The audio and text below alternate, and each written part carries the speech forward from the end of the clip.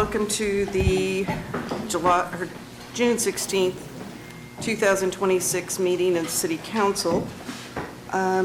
We are going to start with our invocation, and Marie, it is your turn. Okay, thank you. Please stand. For our invocation, we have Father Dan Coronado, the pastor of Our Lady of Guadalupe Church here in Topeka. He's originally from Costa Rica, was ordained in the U.S. for the Archdiocese of Kansas City, Kansas. Previously served in 3 different parishes: Good Shepherd in Kansas City, St. Joseph, St. Catherine in Emporia, and now here in Topeka. He's done bilingual ministry since he was in seminary, and tonight he's here to provide our invocation. In the name of the Father, and of the Son, and of the Holy Spirit. Heavenly Father, we place ourselves in your presence today. We give you thanks for all the blessings that you bestow each day and each moment on us. Loving God, you who are the source of all wisdom and knowledge, we ask you to bestow your graces upon this council.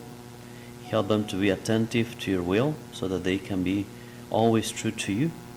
We ask you to guide their actions, decisions, so that in the midst of the different opinions, they can always find the best ways to serve you and one another.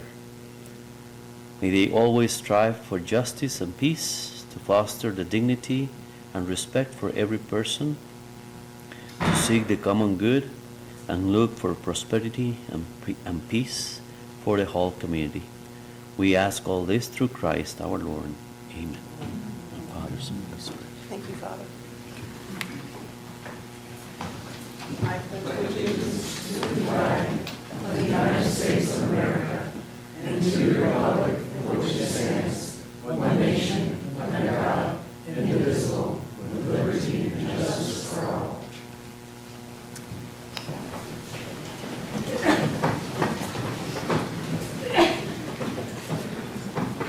Okay, let's call the roll. Mayor Duncan.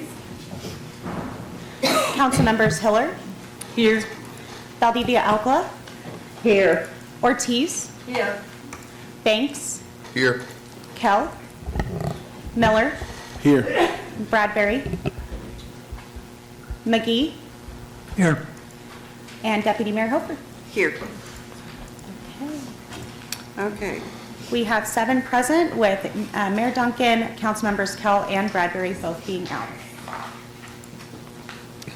Okay, tonight we have 2 mayoral proclamations, so we're going to start with Topeka Day of Play. So if you want to come on up and read the proclamation.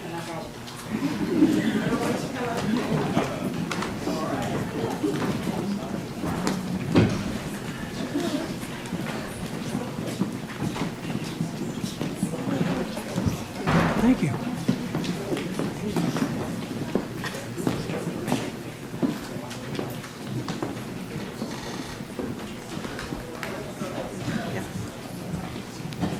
Back me up.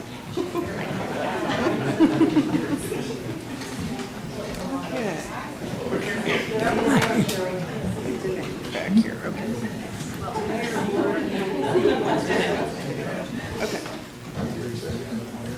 Okay. Let's get started.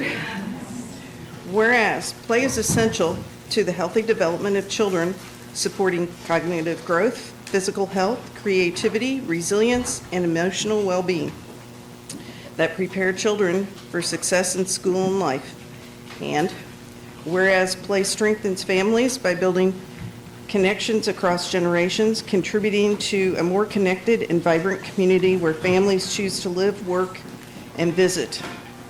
And whereas ensuring access to safe, inclusive, and welcoming opportunities for play is essential to that of all children and families in Topeka can learn, grow, and thrive. Whereas for the Kansas Children's Discovery Center, Topeka's nonprofit Children's Museum celebrates its 15th year of operation this month, and in that time has served as a champion of play, creative, joyful play, and hands-on learning for local families. And whereas the Kansas Children's Discovery Center proudly works alongside educators, child care providers, caregivers, and community organizations across Topeka in supporting play and creating enriching experiences for children and families. And whereas Topeka joins communities around the world in recognizing the importance of play in alignment with International Day of Play. And now, therefore, Spencer L. Duncan, Mayor of the City of Topeka, Kansas, does hereby proclaim July 17th, 2026 as Topeka Day of Play. In the City of Topeka, Kansas, I urge all children and former children within the City of Topeka to seek opportunities for joyful play. And a witness thereof, Spencer L. Duncan, Mayor of the City of Topeka, Kansas, does hereby affix his official signature and official seal of the City of Topeka, Kansas on the 16th day of June in 2026. So, Danae Mosher from the Kansas Children's Discovery Center will say a few words. Thank you very much. Thank you. On behalf of our Board of Trustees, our staff, the Kansas Children's Discovery Center thanks you. We are so excited to celebrate 15 years of service to the community, celebrating joyful play and curiosity. And as the mayor said in his proclamation, we invite all children and former children to experience joy and play. Come to the Discovery Center tomorrow for our day of play. Thank you.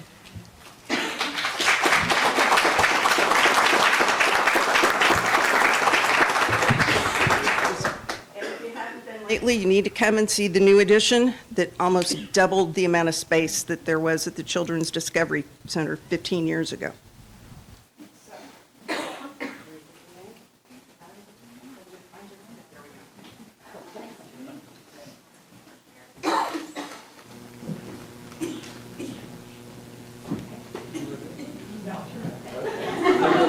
Either way, they're also nicely arranged.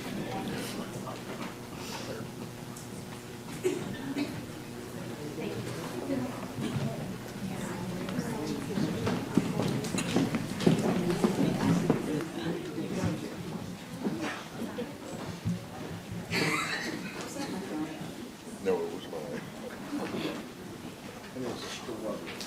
Yeah, I didn't know where it was. Mayor's online. Okay, our second proclamation, would Mary Thomas come up?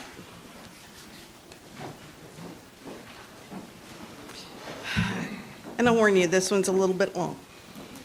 Sorry. They have done a lot in our community, so we want to recognize. Thank you. Okay.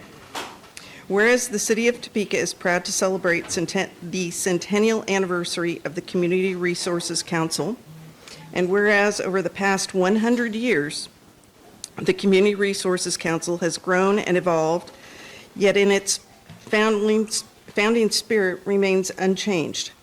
When it emerged in the mid-1920s, the Topeka community needed a unifying force, an organization capable of connecting local governments with the people they served.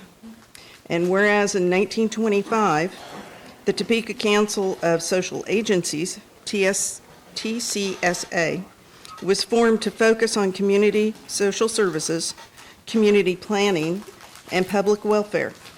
In 1969, the organization adopted the name Community Resources Council. Since its founding, CRC has fulfilled its mission by bringing partners together, strengthening collaboration, and maximizing resources to support those in need. And whereas during the 1930s, CRC received IRS approval as a 501c3 charitable organization and partnered with the University of Kansas as an advocate for social legislation. And whereas in 1943, CRC established the first Topeka Christmas Bureau, serving hundreds of families despite limited resources, and throughout its history, CRC has played a pivotal role in reshaping community services, including, and this is a few of them, in 1958, need better glasses, CRC collaboration forms the United Way of Greater Topeka. And I was seeing one here, 1986, CRC co-founder of Project Topeka. And in 25 and 26, CRC celebrates 100 years of service to the community, Topeka community. And now, therefore, Spencer Duncan, Mayor of the City of Topeka, Kansas, does hereby recognize June 2026 as the 100th anniversary of the Community Resources Council. We encourage all citizens to join in celebrating this century of service and to honor the people, past and present, who have dedicated themselves to building a stronger, more connected Topeka. And this is signed, in witness whereof, I do hereby affix my official signature and the official seal of the City of Topeka, Kansas on the 16th day of June 2026. Spencer L. Duncan, Mayor. There you go, Mayor. Step up and say a few words. Very few, and there really is more than me, but we have 3 resource centers, care centers, and I can guarantee you there are several meetings in each one of those buildings tonight. Staff is taking care of everything so that I could be here for a moment of thank you to the community for letting us serve. Thank you for your grace and patience in walking with us in partnership to form solutions for issues that almost didn't seem like we could find a way through. But through the several decades that are listed here, every time the city rallied, we pulled the people together, we crafted solutions in partnership, put them into play, and then set them off to either continue their work or to make sure everything was done that was needed and let it go. So we will continue our work with our 3 care centers, with all the events that we do, with our city and our county that we partner with, and many of the programs that they need taken care of. We look forward to another 100 years. Thank you for your support for us.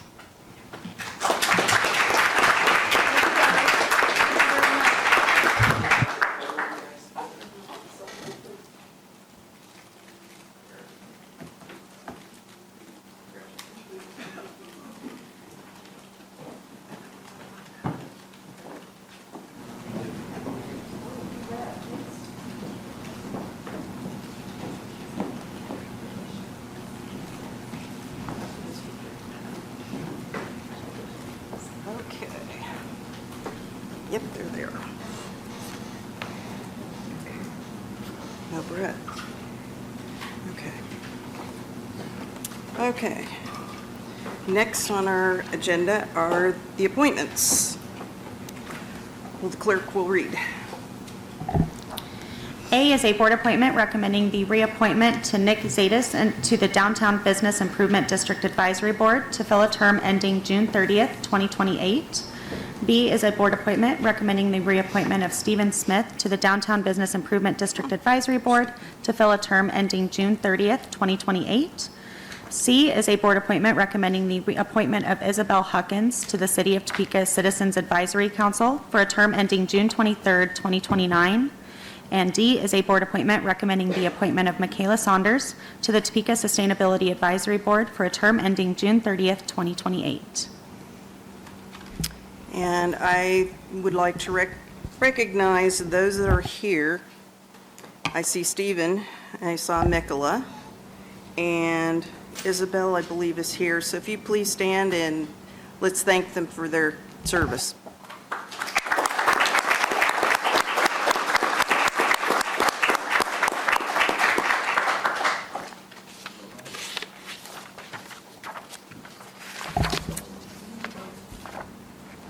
Yep. Okay. Next is to vote on accepting them, for which I forgot. So let's vote. I have too many things to look at. And Mayor Duncan, what was your vote? or never mind, you cannot vote on this. I apologize. Councilmember Valdivia Alcala Yes. and Councilmember Bradbury Yes. and Councilmember Kell, I see you are online. What was your vote for this? Oh, yes. Okay. Thank you.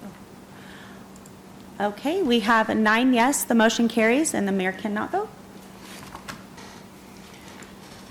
Okay.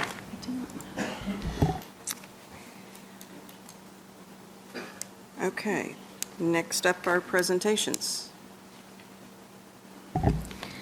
A is the presentation for the Money Management International.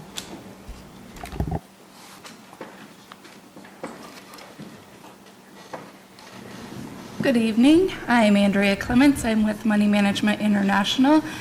We are the partner selected by HCCI, the merge partner selected by HCCI. I'm, like I said, Andrea Clements. I'm the development director. I have been with Money Management for 4.5 years. I oversee fundraising primarily through grants in the grant administration, and I home office here, down the road in Atchison, Kansas. My partner, coworker is with us today, Jackie Boyes. She's the Senior Director of Housing Operations, and she will lead you through our presentation. And Jackie?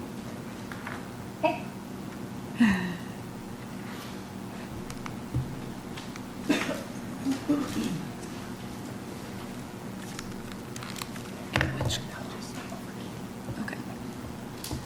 I don't know if Jackie can hear us. Okay, can you hear me? Okay, yeah, can you all hear her? All right, very good. Thank you all for having us tonight. This deck has a good bit of information on it. I'm going to blow through it pretty quickly, but at the end, our contact information will be there for you. I'm happy to have one-on-one conversations with anyone, answer any questions that you might have about this information. As you know, HCCI merged with MMI. MMI has roots back all the way to 1958, so we've been around a long time. We have nearly 270 employees who are dispersed across the U.S., providing all sorts of services. We have 2 contact centers, one in Phoenix and one in Houston, Texas, which is our headquarters. And we support counseling 24/7 for most of our services, 24/7 online or through some of our support centers. We also provide counseling in both English and Spanish, and then all other language we requested through a language line, which is not a cost to the consumer. We put the bill for that service. Next. Sorry, it's not advancing.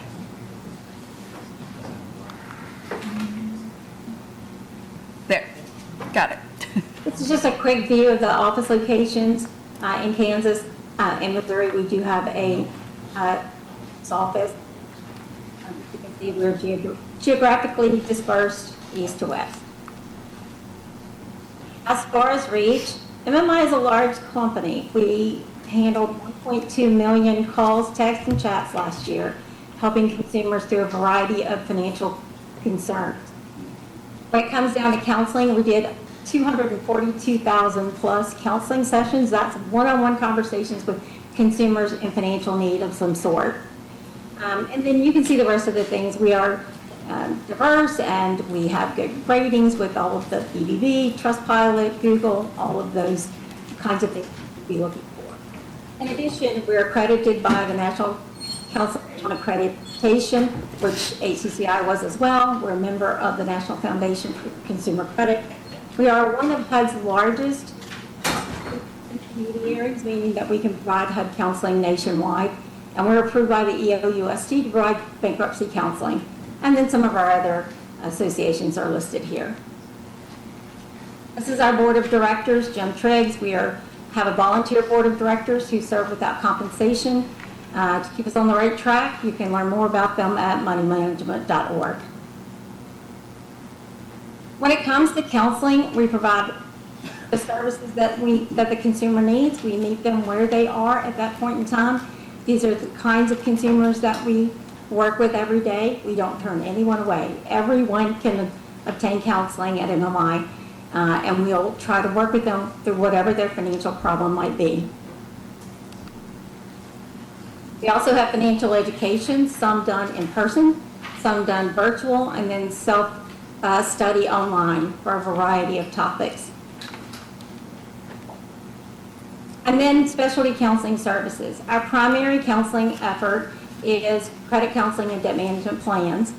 Debt management plans are designed to help consumers who are having difficulty paying down debt, typically credit cards, get a structured plan to pay that debt off.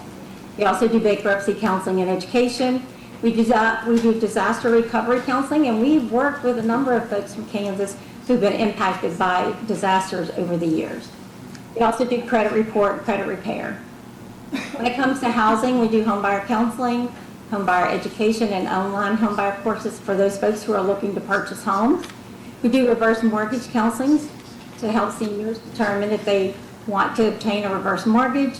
We also have foreclosure and rental eviction counseling to support the households of those people who are having instability issues.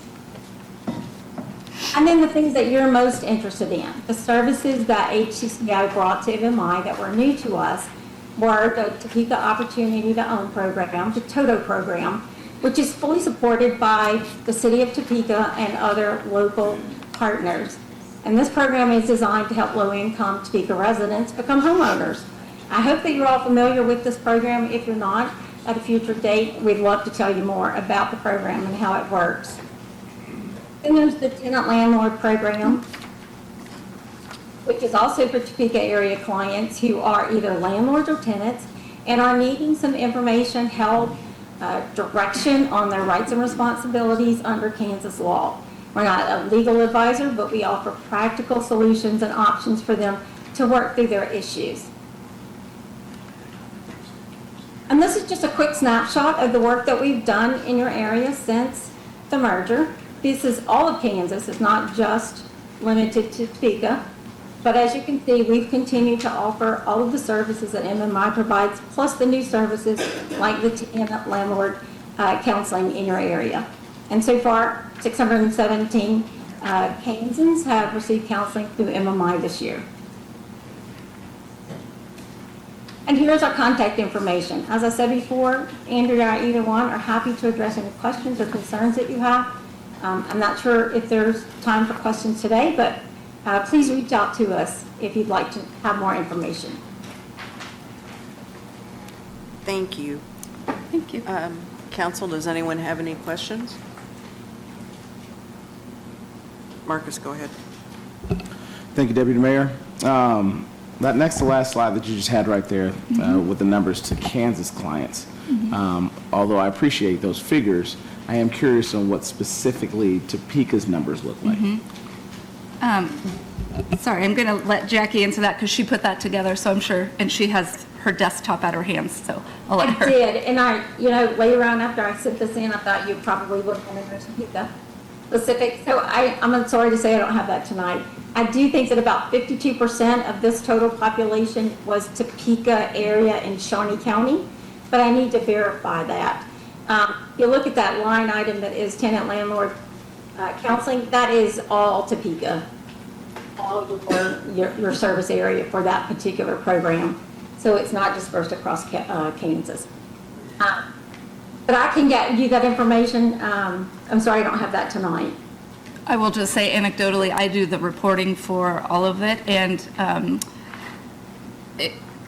vast majority of that, as Jackie said, is going to be the Topeka clients because most of the other clients are, the numbers were much smaller. But like Jackie said, we can get you those exact numbers tomorrow. Thank you very much. Any other questions? Seeing none, thank you. Thank you for your time. Michelle, Deputy Mayor, I had a question. No. I think raising my hand. Question? Yeah. Sorry, I did not see that. Go ahead, Christina. Yeah, thank you.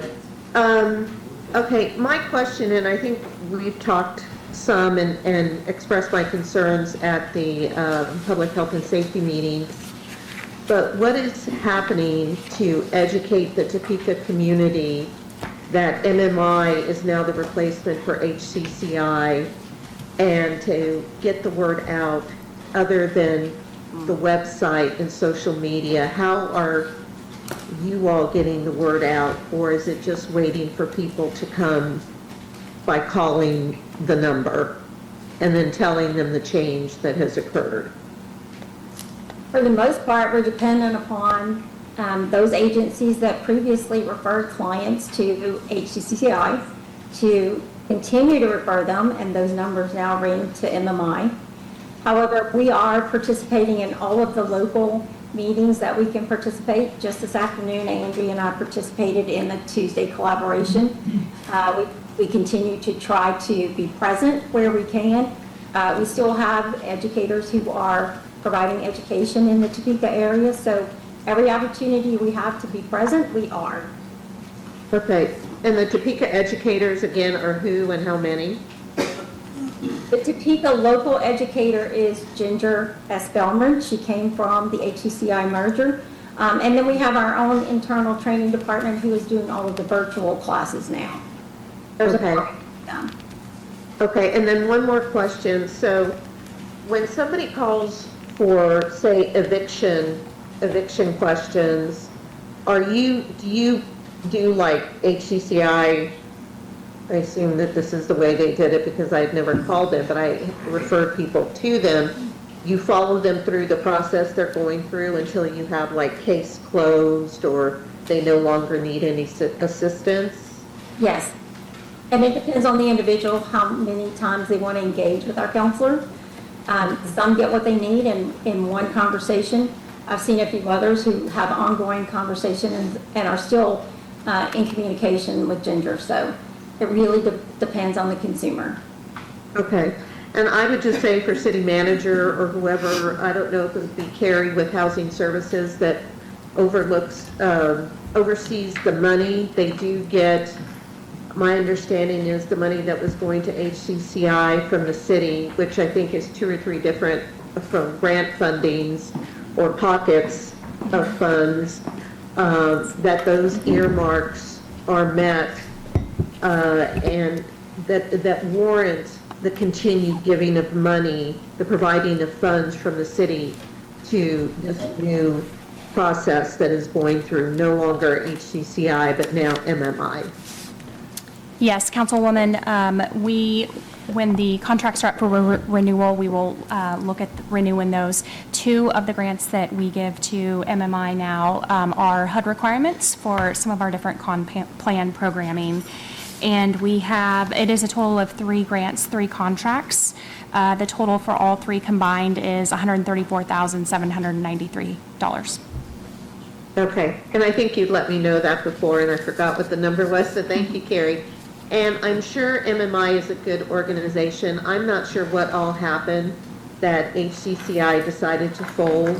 I will tell you, I do have concerns about a third-party, out-of-state entity being the replacement for HCCI, but we'll just have to see how it goes along moving forward. Thank you. Thank you. Karen. Along the lines of letting the public know, we've had some questions and we've watched some social media posts where people were announcing they're closed and so on. Can you share with us whether HCCI's old phone number works, and if people Google MMI and get something different, will they still get to the services? They will. Oh, sorry, go ahead. I can say that if they call HCCI, it's going to transfer to money management. And Jackie, want to answer the rest of that? Yes, so those phone lines now ring directly to a queue that allows the consumer to go through an IVR and choose the TOTO program or tenant landlord services, and they are directed to the providers of those services. If they Google and just come up with MMI, if they're not really specific about what they're looking for, honestly, they could land with a counselor who does not do the TOTO program or tenant landlord, and they'll have to have a bit of conversation to get them redirected to the right person. that is kind of the nature of what we do. There are so many services provided, and everybody calling from Topeka or Kansas is not necessarily looking for just those two programs. If you look at the stats I provided, you can see that there's plenty of other services that are being accessed as well. So by all means, if you're making referrals, using those existing phone numbers is the best way for folks to get there most expeditiously. Thank you. So when people are asking, or when there's some string going on social media or whatever, the thing to do is say that they can use either the old Topeka number or the 1-800 or 888, whatever you are, but they should just say, I'm calling for Topeka, Kansas, and I need X. Correct. Yes, Okay. it would be wonderful if they can Yeah. name the program they're looking for. It gets them there much quicker. And as far as the social media post and the misstatements maybe made earlier on, our marketing team has really worked hard to overcome those and address them and respond to them, and they'll continue to respond when it's appropriate. Great, thank you. It just matters. Thanks again. Yes, For sure. we understand, it matters. Yeah. It's great, thank you. Okay. Okay. Mayor Duncan, do you want to ask any questions? No? Okay. Then, thank you. Yes, thank you all. Okay. Next up, we have another presentation. The next presentation will be the homeless encampment and right-of-way cleanup. City Manager? Thank you. Deputy Mayor, members of the governing body. In this presentation, a multi-departmental team will discuss the collaborative efforts undertaken and funded by our utilities, public works, code compliance, and homeless teams to clean up our city's rights-of-way and homeless encampments. With that, I'll turn this over to Sylvia Davis, Director of Utilities, Jason Tryon, Director of Public Works, Carrie Higgins, Director of Housing and Homelessness, and John Chardine, Director of Code Compliance. Team? So I'll get us started tonight. Like the city manager said, this is a cumulative effort amongst several departments across the city. So I'll be speaking to the efforts that are made within Public Works. And I don't think I'm advancing the slides. There we go. So within Public Works, the primary group that performs our cleanup duties is our blight crew. That's 6 individuals who operate in 2 crews of 3 with a passenger van and trailer. Cleanup is not their only duties. They also, in addition to removing trash and debris, are responsible for mowing, cleaning up around roundabouts and some of the other landscaping around the city, and then snow removal when applicable. For trash and debris, one of their primary duties is going to large item location removals. We call them illegal dumping sites. These are places we know that it's possible to back up a truck into a secluded spot and drop off a large item like a couch or tires or appliances, things like that, that a property owner wouldn't be able to get rid of on their own. So this crew goes around to each of those sites once a month or more if reported. They also go to trash, debris, paper pickup locations. These are places that we know just because of the contours of fences, rights of way. It collects a lot of trash, debris, styrofoam, things of that nature. They visit those 22 sites quarterly or more as needed, and they visit them a total of 110 times in 2025 on a scheduled basis, also 32 more unscheduled visits. They also do miscellaneous blight work orders, so if we get a report of somebody dumping or trash building up in a particular area along the right-of-way, this group would go out and clean up those areas. So those individuals make an average of $18 per hour.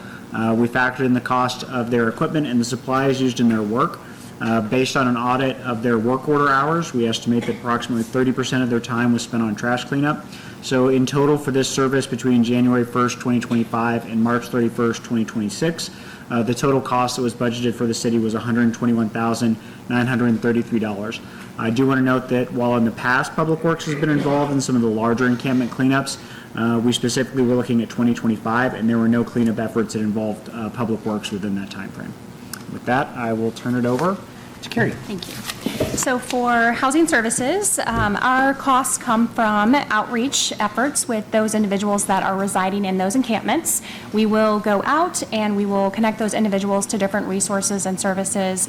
We also do an assessment with each individual so that we can get them put on the appropriate housing list. We have a team of 2 EAS team members who respond as needed and engage with those individuals.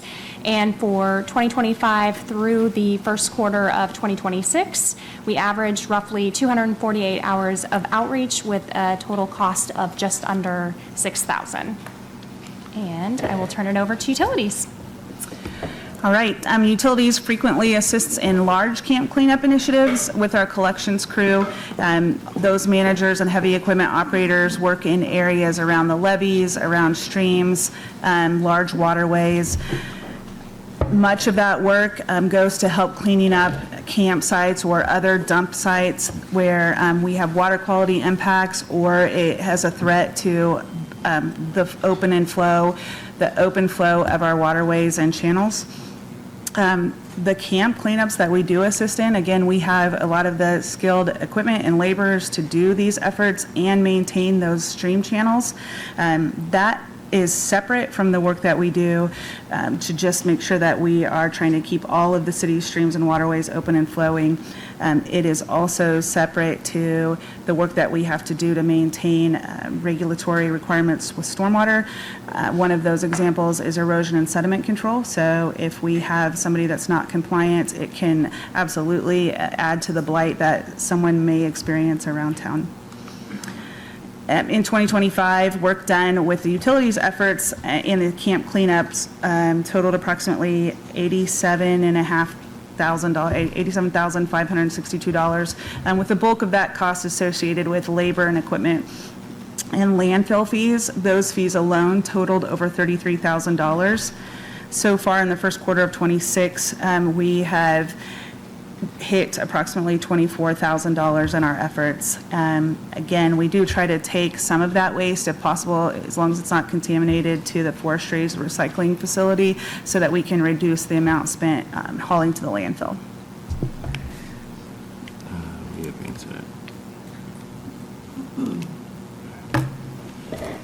So as Sylvia said, that all of the divisions that partake in this effort, they play a key role. But it starts with PMU because that's where the calls originate from. It comes to our office. And it's there that I dispatch an inspector to identify the encampment, specifically if it's risen to a sanitation violation. Nevertheless, we send out outreach teams to meet with the occupants because that's who we care about the most. So while we're meeting with the occupants, we evaluate the camp itself. If it's not risen to a sanitation violation, we monitor it. There's times where we spend an enormous amount of time in the outreach effort. And the goal for that is to find a safe, secure housing for the occupants, right? So property maintenance works collaboratively with the Topeka Police Department, Water Pollution Control, and community partners to address complex needs of individuals experiencing homelessness. Prior to any cleanup, occupants are provided with the access to outreach services, resources, and referrals aimed at helping them transition from encampments to safe, stable housing and ongoing support.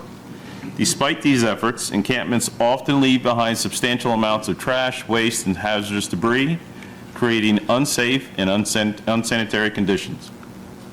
In 2025, PMU abated 65 unsheltered camps, removing more than 190 tons of waste that would have otherwise contributed to citywide blight.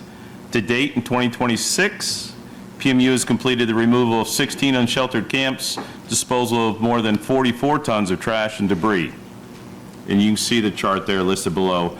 In 2025, we committed 420 man hours. In 2026, so far, it's 103. Next. The Topeka Police Department plays a critical role in abating each camp as well. An officer will begin educating and helping individuals living in a location scheduled to be abated several weeks in advance, spending up to 8 hours per location. The officer will be on site during the abatement to ensure safety and city workers, individuals moving their items, all spending up to 16 hours during each abatement. In 2025, it appears that we spent 1,560 workforce hours. In 2026, so far this year, 384. This summary illustrates not only the cost of the city of Topeka for PMU to abate these locations, but highlights the amount of time taken away from primary duties to focus on these issues of sanitation in unsheltered camp locations. In many instances, the abatements involve the same individuals in a different location as they have been moved from previous camp abatements. This is a photograph of an encampment that was located on the southeast Kansas and 27th Street. Well, go back real quick. I had the opportunity to escort Councilwoman Valdivia Alcala to this location. Can you see this, Councilwoman? Yes, I can, and I remember it. Thanks, John. Okay. This second set of photographs is afterwards. You can see what an outstanding job Sylvia's department did on this. They're very critical to our success, as in all of our divisions. And this is why it is a collaborative effort. John? Yes, ma'am. John? Yes, ma'am. I just want to say thank you, and thank you to all the directors and all of the staff, because when we went to visit that particular encampment, I was absolutely floored with how large it was and all the debris and all of the hoarding that takes place, and just the effort that every worker does that is involved in that is owed a really big thank you in addition to their duties, because from what I could tell from being there and, you know, the individual that you were talking with, it's not easy, I understand, for the unsheltered folks, and it's definitely a challenge for city workers to go in there and clean this up. So, I mean, a really huge thank you to the workers that are getting in there and the collaboration. Thank you. Thank you. With that, I'll open up to any questions. Does anybody have any questions or comments they'd like to make? I have a comment, please, Deputy Mayor. Okay, I'm going to start I with... just want to say thank you for putting this together and for the collaborative efforts between the departments. I know it's a lot of work that goes into this, and I just wanted to say thank you about that. I also think this shows that as a city, we need to commit to a sustained multi-year funding for homelessness outreach and support. Clearly, this presentation shows that our spending is substantial and fragmented, and I think we need to take a more proactive approach to this and dedicating some amount of budget to help with this and take a more proactive approach in how we address these issues. Again, thank you for all your work in this. It's truly appreciated. Councilwoman Hiller. Thank you. I have two questions. One, I don't know if there's a uniform answer, but if looking at the dollars and the hourly rates, the rates that were used to come up with some of those totals, are those dollars and the hourly rates just what people make per hour, or how are they built if they are more than that? I think Jason's coming. I'll let you answer for you. I think you're going to get a little bit different answers here. So I wondered. So for our department, we calculated the hourly rate and then also added in additional costs for the benefits and the total cost of employment when we gave you that total calculated number. And what, you may not have it exactly, but what kind of ratio was that? Typically, if you add in the total cost of benefits, it's roughly 30% higher than the person's hourly wage.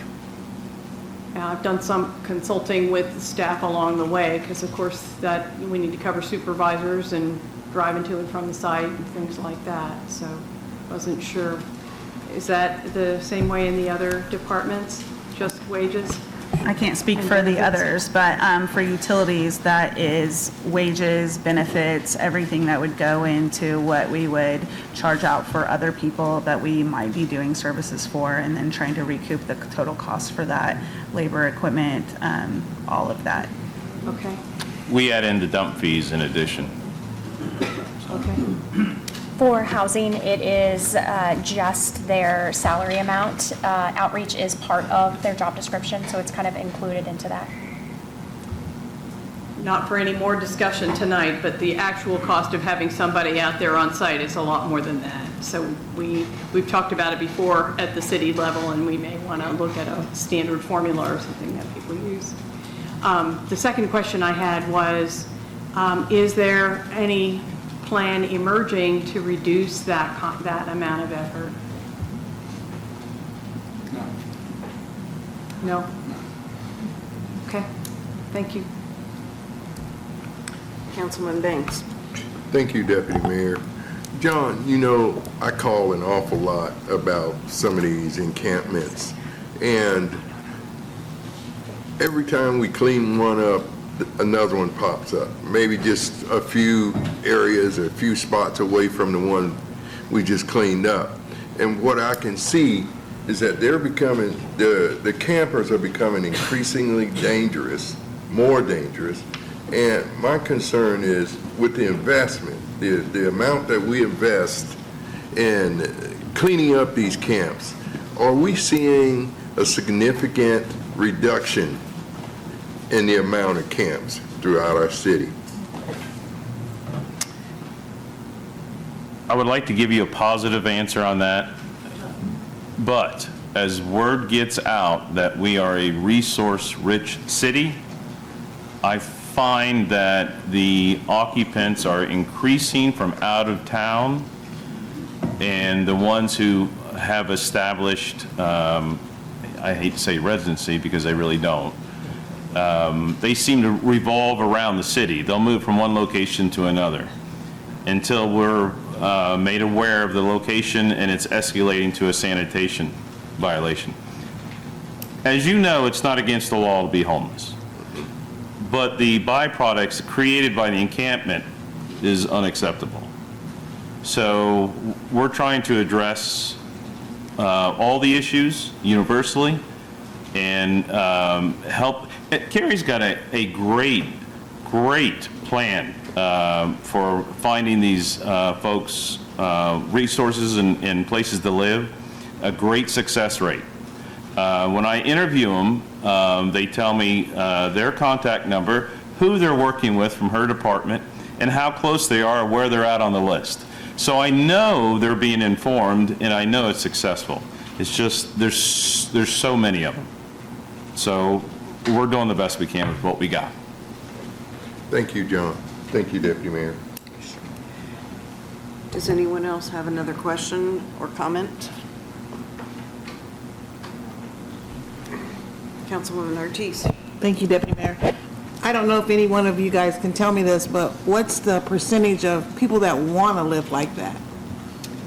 I'll take that. Oh, good.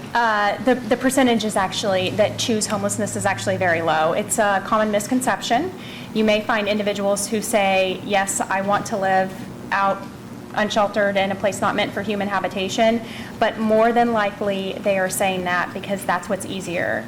It is, when you are unsheltered and you are living in crisis day after day, and you hit roadblock after roadblock and are asked to jump through hoop after hoop, you give up hope. And it is easier to give up hope and just accept this is my life and this is how it's going to be than it is to continue to have that hope and aspire for something different.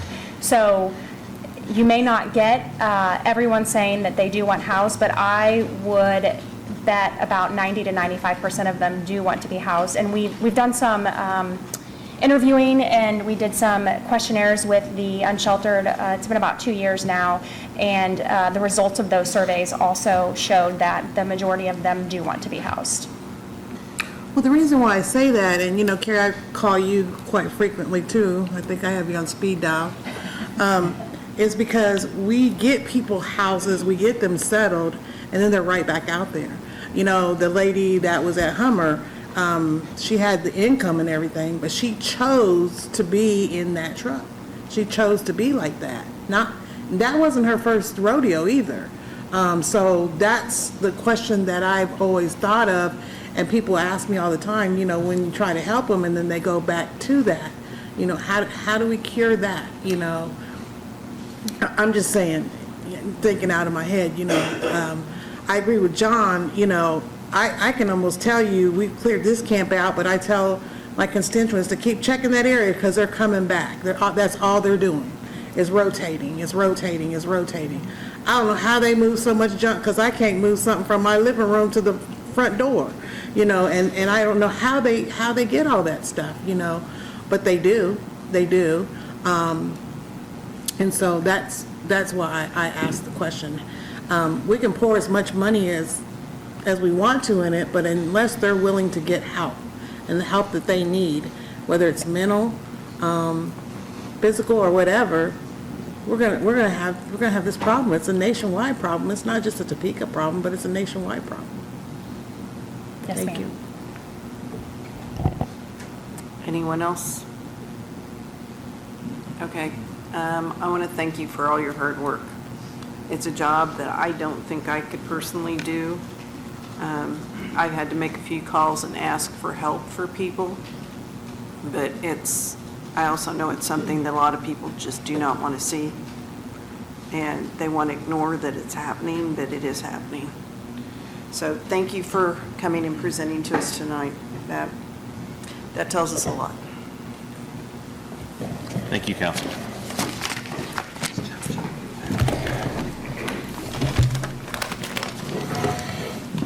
Okay, next up is the consent agenda. All right, A is a resolution introduced by Councilmember Karen Hiller granting Randy Wheat an exception to the provisions of the City of Topeka Code Section 945150 at Seek concerning noise prohibitions. B is a resolution introduced by Councilmember Sylvia Ortiz granting Randy Wheat an exception to the provisions of the City of Topeka Code Section 945150 at Seek concerning noise prohibitions. C is an ordinance introduced by City Manager Dr. Robert M. Perez, removing certain real property from the Dynamic Core Redevelopment District. D is an ordinance introduced by the City Manager Dr. Robert M. Perez, removing certain real property from the Capital City Townhomes Redevelopment District. E is an ordinance introduced by City Manager Dr. Robert M. Perez, allowing and approving city expenditures for the period of May 2nd, 2026 to May 29th, 2026, and enumerating said expenditures therein. F is a resolution introduced by City Manager Dr. Robert M. Perez, authorizing the City Attorney's Office to initiate litigation. G are the minutes of the regular meeting of June 9th, 2026. And then I have also supplied you guys with a list of applications for the cereal malt beverage off-premise applications, and staff is recommending approval. Okay. I have a motion. Does anyone have any changes they'd like to make? Okay. So we will move forward. I have a motion to approve from Sylvia Ortiz and a second from Marie McGee. Please call the vote. Okay, and Mayor Duncan, what will your vote be? Yes. Councilmember Valdivia Alcala? Yes. And Councilmember Kell? Yes, okay. All righty, we have 10 yes, the motion carries. Okay, next up are the action items. Will the clerk please read? A is an ordinance introduced by City Manager Dr. Robert M. Perez, amending the district map referred to and made part of the zoning ordinances by Section 1850 of the Topeka Municipal Code by providing for certain changes in zoning on 3.09 acres of property located at the southwest corner of the intersection of Southwest 21st Street and Topeka Boulevard from M1 two-family dwelling district to PUD with C4 use group, limited to automotive uses. City Manager? Thank you. Deputy Mayor, members of the governing body, Dan Warner, Director of Planning and Development, will lead us through this item. Thank you, City Manager.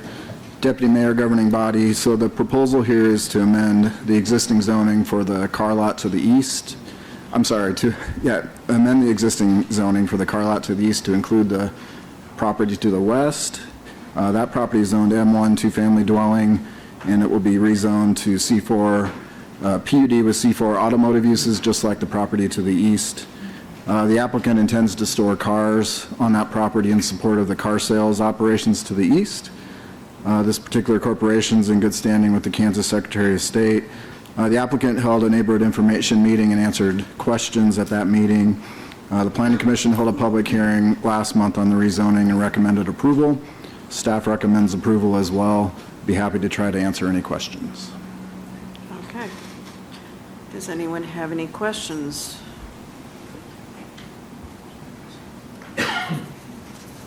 I do.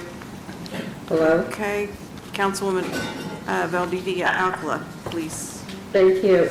Dan, so if the community, when the community meetings were held, what was the attendance like and what were the concerns, if any?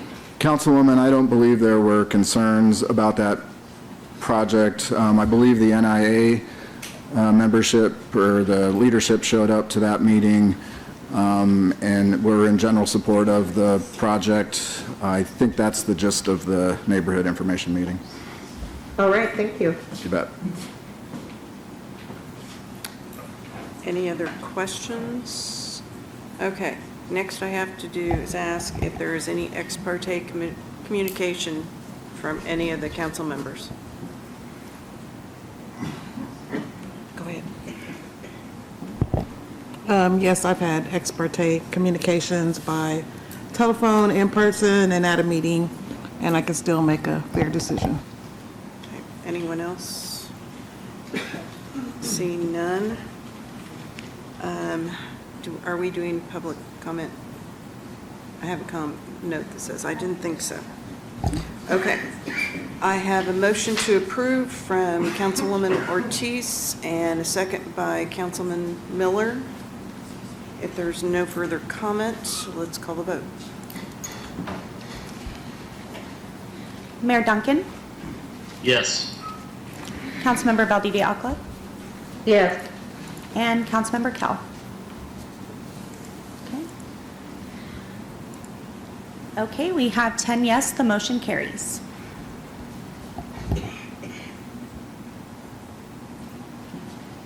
Okay, next up is item 6B. B is a resolution introduced by City Manager Dr. Robert M. Perez in accordance with Section 186010 of the Topeka Municipal Code, approving a conditional use permit to allow for a short-term rental Type 2, non-owner occupied, that is within 500 feet of another short-term rental on property located at 1171 Southwest Medford Avenue and zoned R2 Single Family Dwelling District, all being within the City of Topeka, Shawnee County, Kansas. City Manager. Thank you. Deputy Mayor, members of the governing body, Dan Warner, Director of Planning and Development, will lead us through this item. Thank you, City Manager. Deputy Mayor, governing body. So this proposal is to operate a short-term rental Type 2 on property at 1171 Southwest Medford. That's a single-family house. A conditional use permit is required because the property is within 500 feet of another Type 2 short-term rental. Type 2 short-term rentals are not hosted by the owner of the property. One of the standards for Type 2 rentals is that they must be 500 feet from another Type 2. Can we bring up the presentation?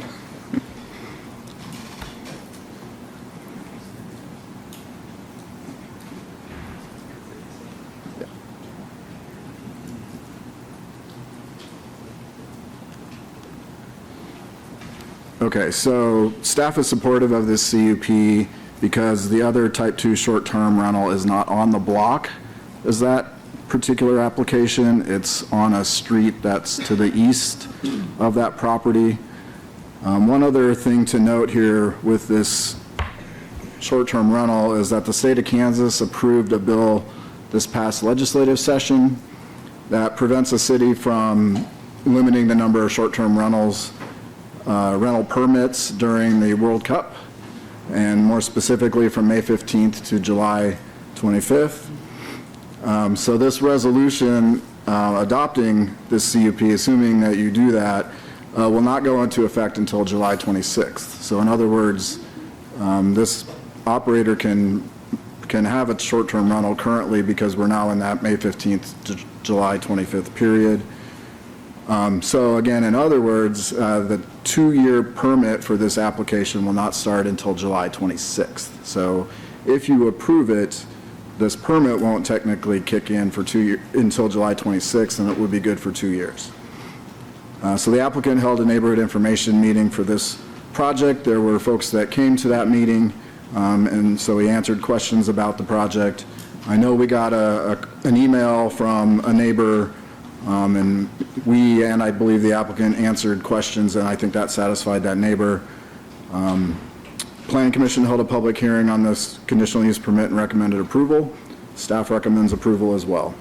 Happy to try to answer any questions. Okay. Councilwoman Bradbury. Thank you. I'm actually reading that email right now that's in the packet with the questions. Can you tell me what the city's response was to those? It's the email from Jim Davis, number 2.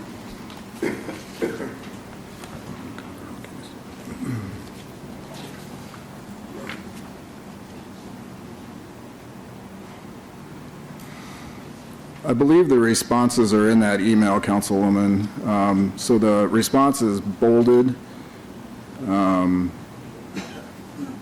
So you can see, so for instance, what specific measures will be in place to ensure ongoing compliance with occupancy limits, et cetera. And then the response from Mr. Jacobs, the property is a 2-bedroom residence, maximum occupancy of 4 guests. So I think it's all in there.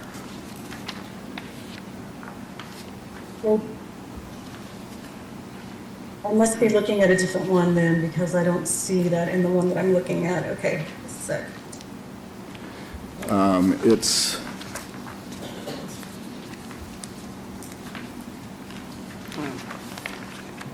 It would be, at least in what I'm looking at, it would be after the neighborhood information meeting notice.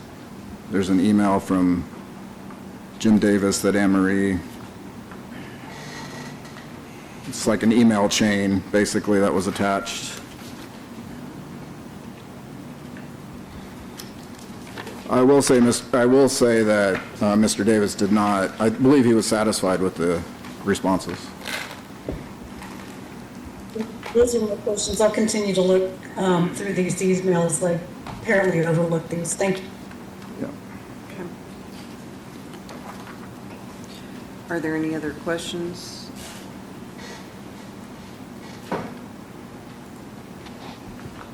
Seeing none?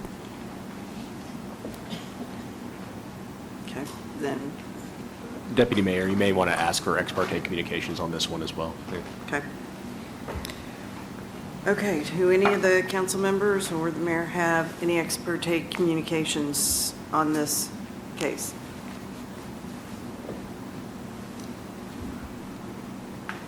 Seeing none, we are ready for a motion.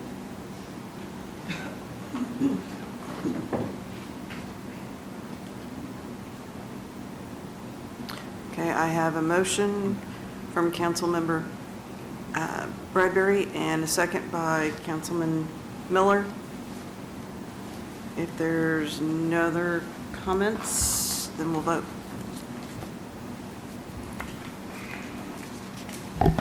Mayor Duncan, Yes. Councilmember Valdivia-Alcala, Yes. and Cal. No. Okay, we have 10 yes, the motion carries. Okay. Now we're going to move into the non-action items.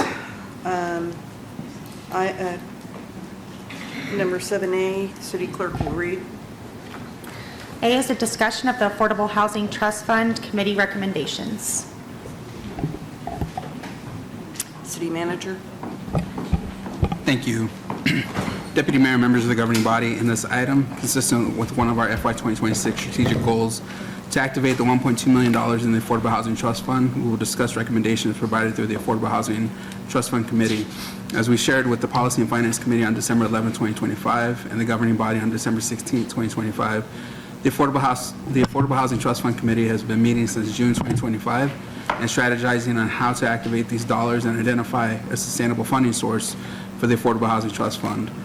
While sustainable funding source has not yet been finalized, ultimately the committee moved to issue a request for proposals in February 2026, and a total of 6 proposals were received for this funding.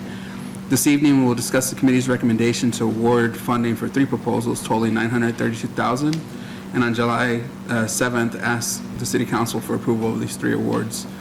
Given this introduction, I will turn this over to Carrie Higgins, Director of Housing and Homeless Services, to lead us through this item. Carrie? Thank you. Good evening. I am thrilled to be here tonight to give you the Affordable Housing Trust Fund recommendations. Just a little background reminder, the purpose of the Housing Trust Fund is to expand the availability of affordable housing in Topeka according to Ordinance 20554.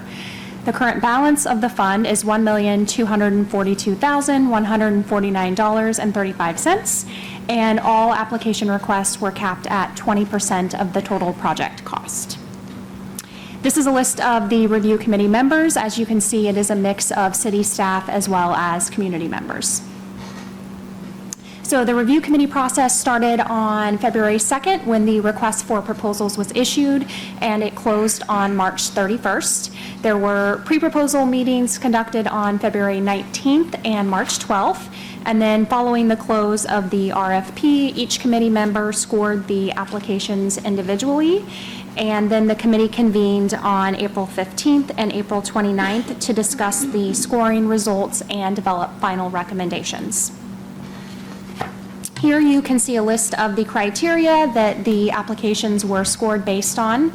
You'll notice the 3 on the right-hand side of your screen are labeled bonus. The projects could receive extra points if they either utilized workforce training, created revenue for the trust fund, or utilized a land bank property. So the committee received 6 project applications. After a review, the committee determined that 3 of those applications were non-responsive due to not submitting all required documents. The remaining 3 applications were evaluated and scored, and the committee is recommending proceeding with the 3 projects, which are to Scent Inc., to Weibel Property Development, and to Highland Park REO. The 3 projects total $931,947.50, with just over $365,000 of that being repaid back to the Housing Trust Fund. And the 3 projects in total will create, preserve, or rehabilitate around 229 housing units in our community.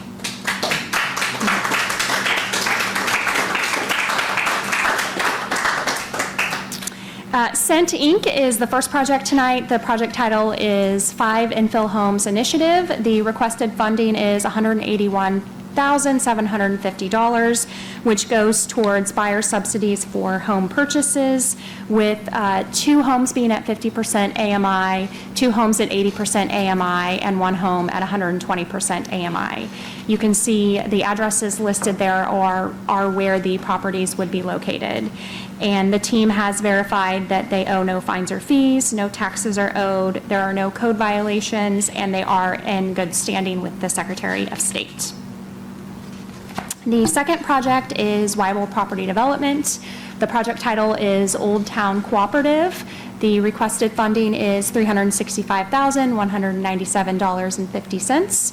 This is for renovations of 24 units at 817 Southwest Tyler, and the property will become a cooperative housing structure with units targeted at 80% to 120% AMI. And this project has full repayment of the just over $365,000 back to the Housing Trust Fund within 12 months of closing on permanent financing. Mr. Weibel is in good standing with the Secretary of State. He is working through a few situations, but expects to have everything resolved before a developer's agreement would be signed. And additionally, the property at 817 Southwest Tyler was purchased condemned with the intention that he would be rehabbing it and bringing it back up to code, and thus applying for the Housing Trust Fund. And then the third project is Highland Park REO. Project title is Highland Park Townhomes. The requested funding is $385,000 for renovations at Highland Park Townhomes. The funds would go for hard construction cost only in order to preserve the affordable housing project there. And they are in good standing with the state. They have no open code violations, no owed fines, fees, or taxes. And additionally, all three projects, legal has created developer agreements which outline the specifics of each projects and funding agreements, and those were attached with your agenda this evening. Really Yes, quick, sir. before Carrie finishes, I just also want to acknowledge the members of the Affordable Housing Trust Fund Committee. I see a couple of them here, so just want to thank y'all, and as well as the folks who are not here, for all your work on this. I know we met a lot, and we did a lot of great work, so appreciate you all. Thank you. Okay, if you want to stand up and be recognized, that's totally up to you. Yeah.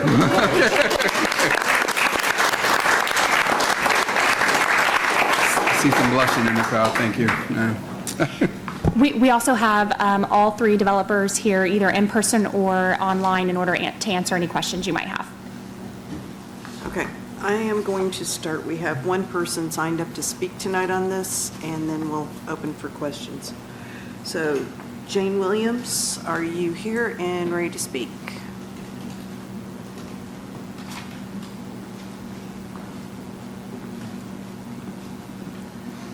Good evening. My name is Jane Williams, and I'm representing Topeka Jump tonight. We are here to urge you, as council people, to approve recommendations from the Affordable Housing Trust Fund Review Committee. We are so excited and so pleased to see that this initial $1 million has the potential to be used to preserve and create nearly 230 affordable homes and apartments. We appreciate the review committee and staff for the work they've done to this point. We also want to highlight that now is the time for securing additional public funding for the trust fund to sustain this progress. Across the country, successful affordable housing trust funds are seeded with public funding every year. Per the review committee's recommendation, this would come from a 1/10 of 1 penny sales tax for affordable housing and homelessness, which was a topic you just talked about. We urge you to support this proposal by putting it forward by a vote for the general public. And when you do so, please put forth specific, well-researched solutions that the city's own studies have already recommended.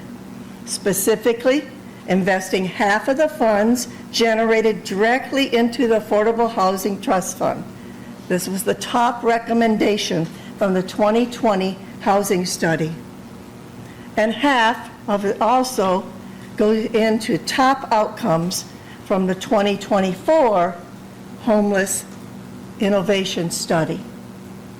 Last year, at around this time, now Mayor Duncan shared at a candidate forum we held that he believes that Affordable Housing Trust Fund would not exist without JUMP, and that there wouldn't be $1 million in it had we not gotten him on stage at our Nehemiah action and urged him to get it done. We appreciate the work of the mayor and others who have tried and worked to get initial investments into the trust fund so we could be at this point. However, the progress can't be sustained unless this governing body decides to act on a continued investment in affordable housing in this community. So here we are again tonight to urge the city council to get it done. We need annual dedicated public revenue for this trust fund, and you're the only ones in this community that can get that process started.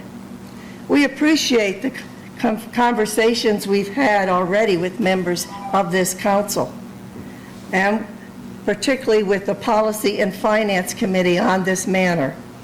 Specifically, we appreciate council members Bradbury and Banks, who attended our most recent Nehemiah action and committed to over 1,000 people that they'll advocate for this proposal. We look forward to the conversations with the rest of the council on this matter as well. Remember, there's over 10,000 families that cannot afford the safe housing that's needed in our community. And we need affordable housing now. Thank you.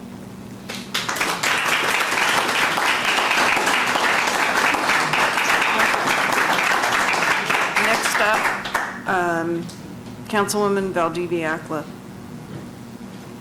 Thank you. It looks to me like there is just a huge amount of work that went into this. I was so impressed when I looked through all of the information in the application process and the meetings that were had. I do have a couple of questions, though. Carrie, can you explain to the public, I understand what it is, but just to the listening public, a little bit more about what it means for the Weibel Property Development LLC when it says the property will become a cooperative housing structure? Can you expand on that just a little bit? Councilwoman, if I may, I will have Mr. Weibel speak to that. Okay.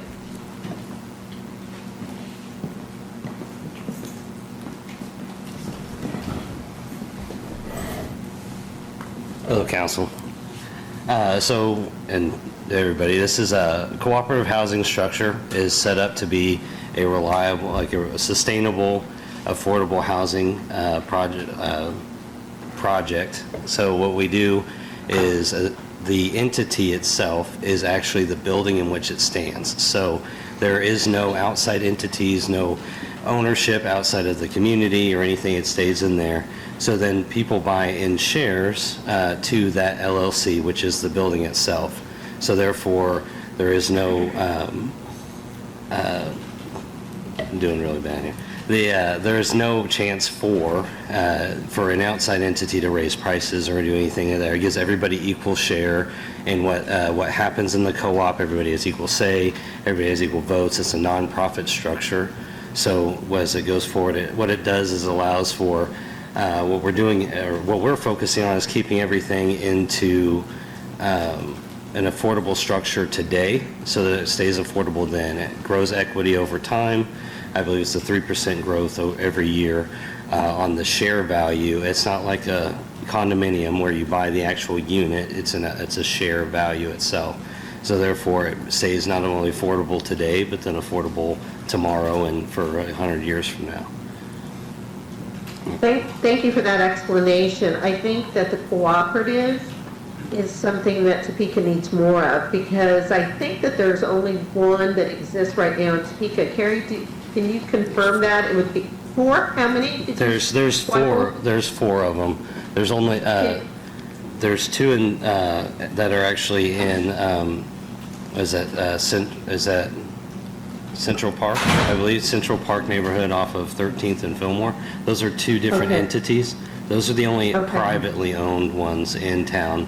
The rest are HUD funded. One is behind Central Highland Park, and the other one is Fox Ridge over up by Washburn Tech.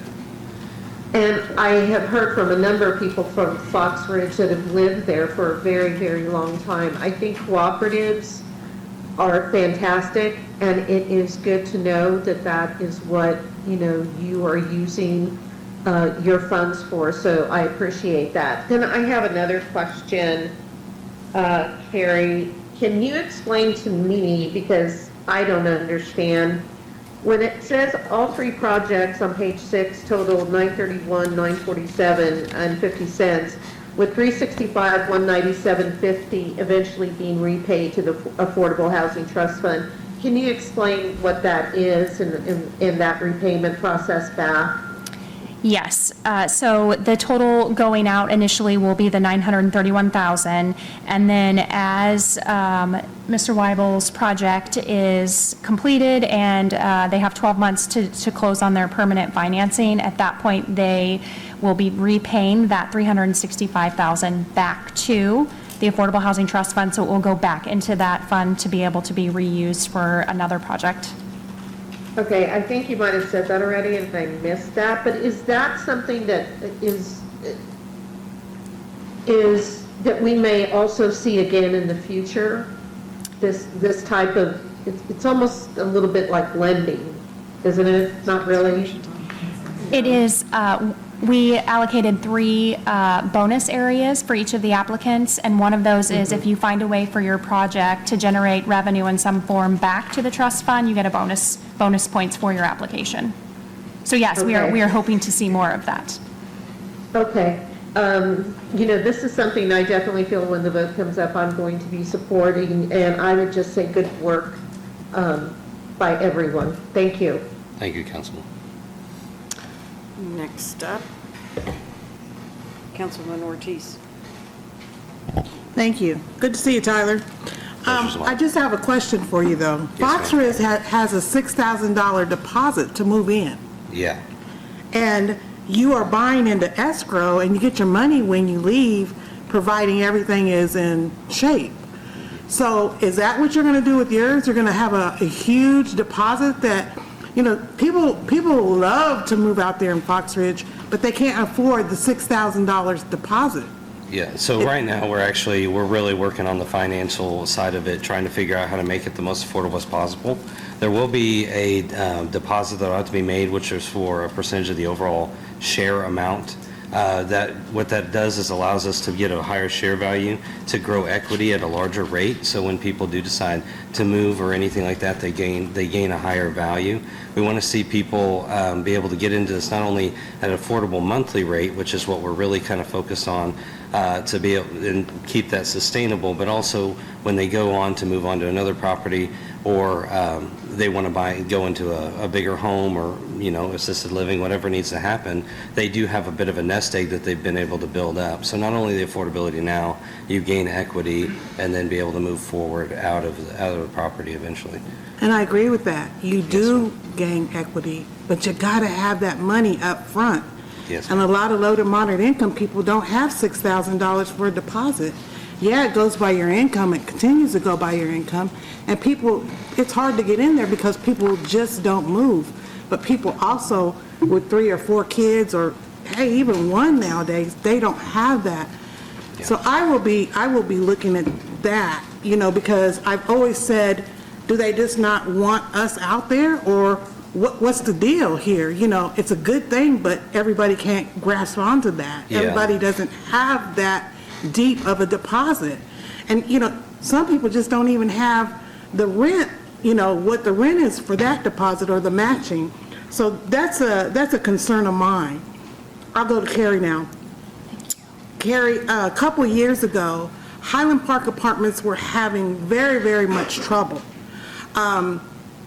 It was to the point where the owner was, remember, he was in jail, on his way to prison, and then we had his attorney that was going to buy the apartments, and then we had that in court, and we all know how court goes. Well, some of us know how court goes.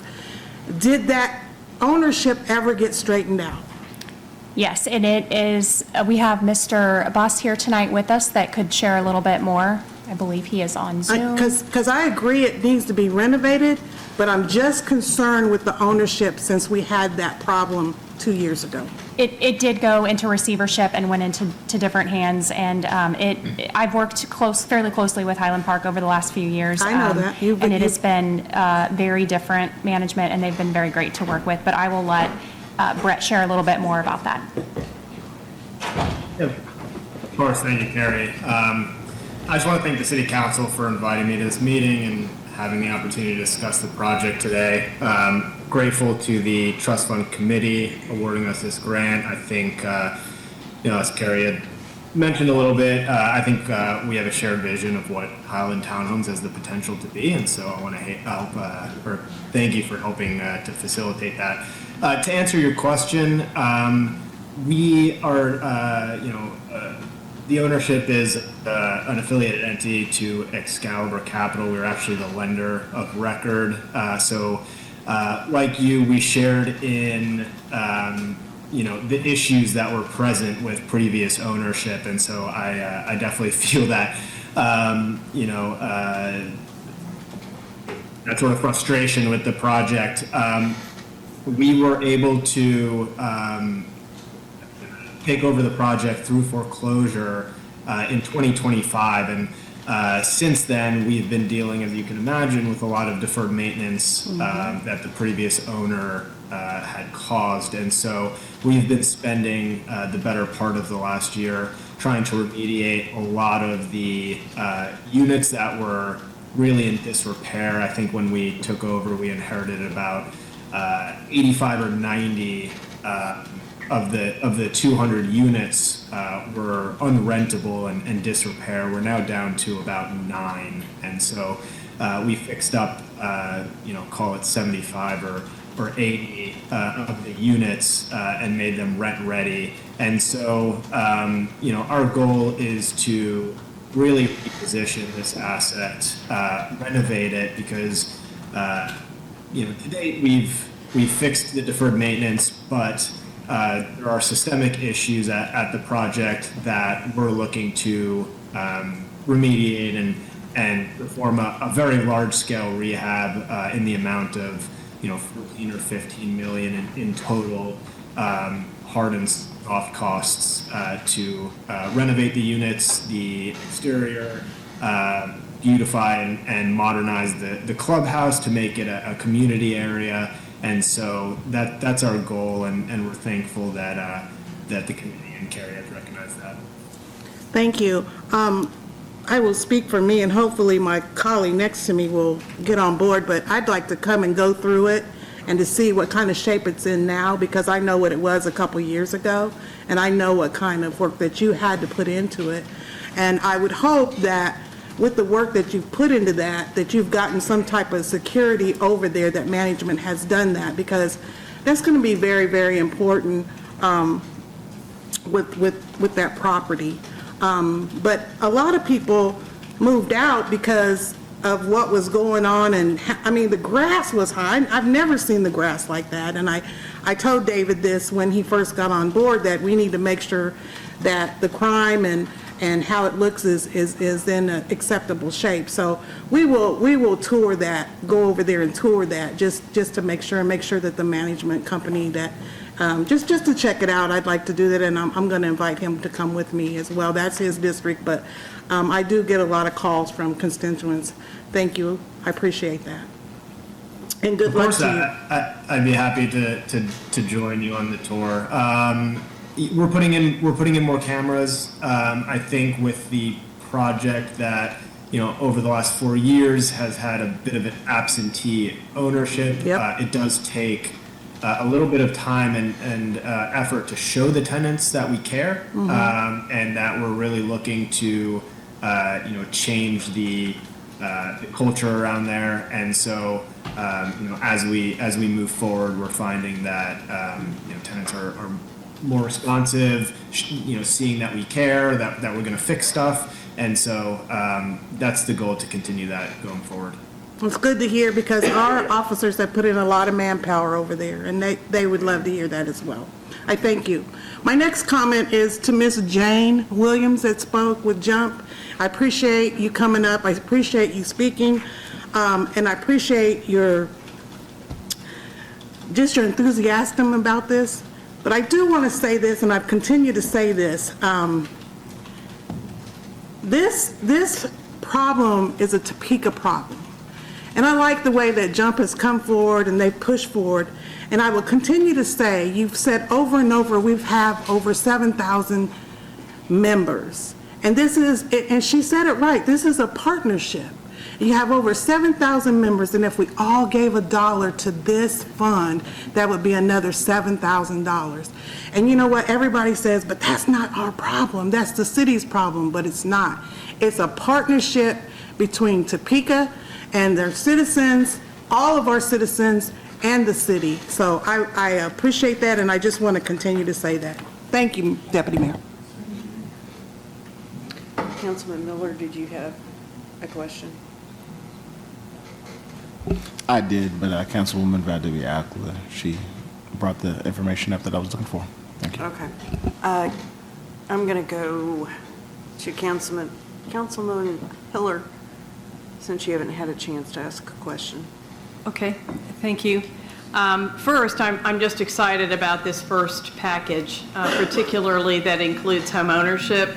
I know it wasn't necessarily intentional, but it worked out to have a home ownership third, rental third, and then co-ops. I think one of the lessons we learned out of that, and Tyler, it's been fun to work with you, is that, it's not always just money or just location or just zoning. It's thinking about what would fit I know that in every one of these is a fit. The infill throughout that Cent is doing, bringing Highland Park back, which has been such a great place that people have worked together as tenant organizations and helped each other raise their families and live their lives for a long time. And it's nice to see that brought back. And then in Old Town, where the real desire is to begin to shift away from just super intense, dense, big apartment complexes down to a little less density in their case in that particular part of the neighborhood. And then to kind of struggle with, well, how do we do that? How do we transition? And to come up with this unfortunate burnout in this building, but then the idea that could really be a great transitional development and really good for everybody, looking at, developing more ownership, if you will, into that neighborhood. So really kudos to everyone with these 3 projects and the staff and the board that worked on it. In terms of the comments for future, I've mentioned to a couple people already, overall, when it's a voter elected sales tax, I don't see it as, quote, public money as much as allowing the citizens of Topeka to decide if they want to contribute. And so with that, if that's the way it goes, I can support that. I also really appreciate the fact that Jump suggested that we be very specific about what the money would go for if and when we put it up for a vote. And I would suggest, I wrote to Carol, but I haven't sent anything to everybody, that what we talked about at first, I remembered, was rehab and weatherization and small home repair for low and moderate income homeowners. And perhaps similar to some of the things Carrie's department does with, facade and facility, could be facade improvements, weatherization improvements, whatever, for rental properties to keep them safe and up to date and also still affordable. I hope that we can, I guess it's up to us to put together that final language, but if we can include the homeless services in a way that people understand where it's going to go, these innovative big projects like we have this time, but also a clear set aside for LMI homeowners, I think will help, because people are going to want to know where the money's going to go. So just put that on the table right now. I guess it's not our subject today, but it's good to get this going and appreciate everybody's effort. Thank you. Okay, Councilwoman Valdivia-Alcala, do you have another question? No. Okay. Is there any more discussion on this? We will vote on it. I did. I just had a comment. My app is not working, so I wasn't able to indicate that I wanted to request to speak. I just want to applaud the use of this fund. I think it's really exciting, the projects that are getting ready to happen with this fund. And this is, I think, a very good example of public-private partnership. There are private entities using their own funds as well. And so I think this is a really good way to address this. And I hope that we can sustain this moving forward. Councilwoman Heller? One more thing on the structure for future. Jump's preference has been to go encourage us to support going after the sales tax, at the end of the day. But I do hope that people can figure out some way to provide for private donations as well. That's something that I felt strongly about at first, and many trust funds do that. Since Nehemiah, I guess, I've been approached by people from the private sector that would like to donate to these services, and without some sort of structure, I didn't have any place to send them. So I hope that either through the board itself or on the side, that people can come up with some way. Actually, and prior to that, I had an individual who wanted to create a GoFundMe account who was particularly concerned about homeless folks. And so I've talked to Barry and Brett, but if there's some way that either part of the Affordable Housing Trust Fund could be designated for private contributions, and/or there could be some sort of chart that, kind of like colleges do, where you can give to the general fund, or you can target to X, Y, or Z. With so many partners involved in this, if there was sort of a roadmap that people who wanted to make a contribution could go, okay, this is where I want to put my money, I think most of us would be willing to carry that information out and get people connected. Thank you. Okay. Deputy Mayor? Sure. Go ahead, Mayor. I just want to say one thing. I'll push back a little. This trust fund does have structure. Staff has put together a system. These are citizens and members from the community who have come forward and put together these programs. And if there are individuals, if anyone comes in contact, regardless of who the council member is, they need to go to the board. That is why the board is there. And they need to go to one of those committee meetings, board meetings, and they need to sit down with the board, and they need to talk to them about what it is they're interested in doing. And I know that these folks would be able to sit down and have that conversation with them about the best way to involve them and utilize those dollars. So that will be my suggestion too, is that those folks need to connect with our board and its members, because they're there and they're doing the work and they're ready to take on these challenges. So thank you, Deputy Mayor. Okay. Since this is a non-action item, we will continue asking questions and getting ready for our next meeting. So please contact Carrie if you have anything you want to know about, anyone on the Affordable Housing Trust Fund Board. And we will move on to the next item. City Clerk. B is a discussion, B is discussion regarding proposed utility rates.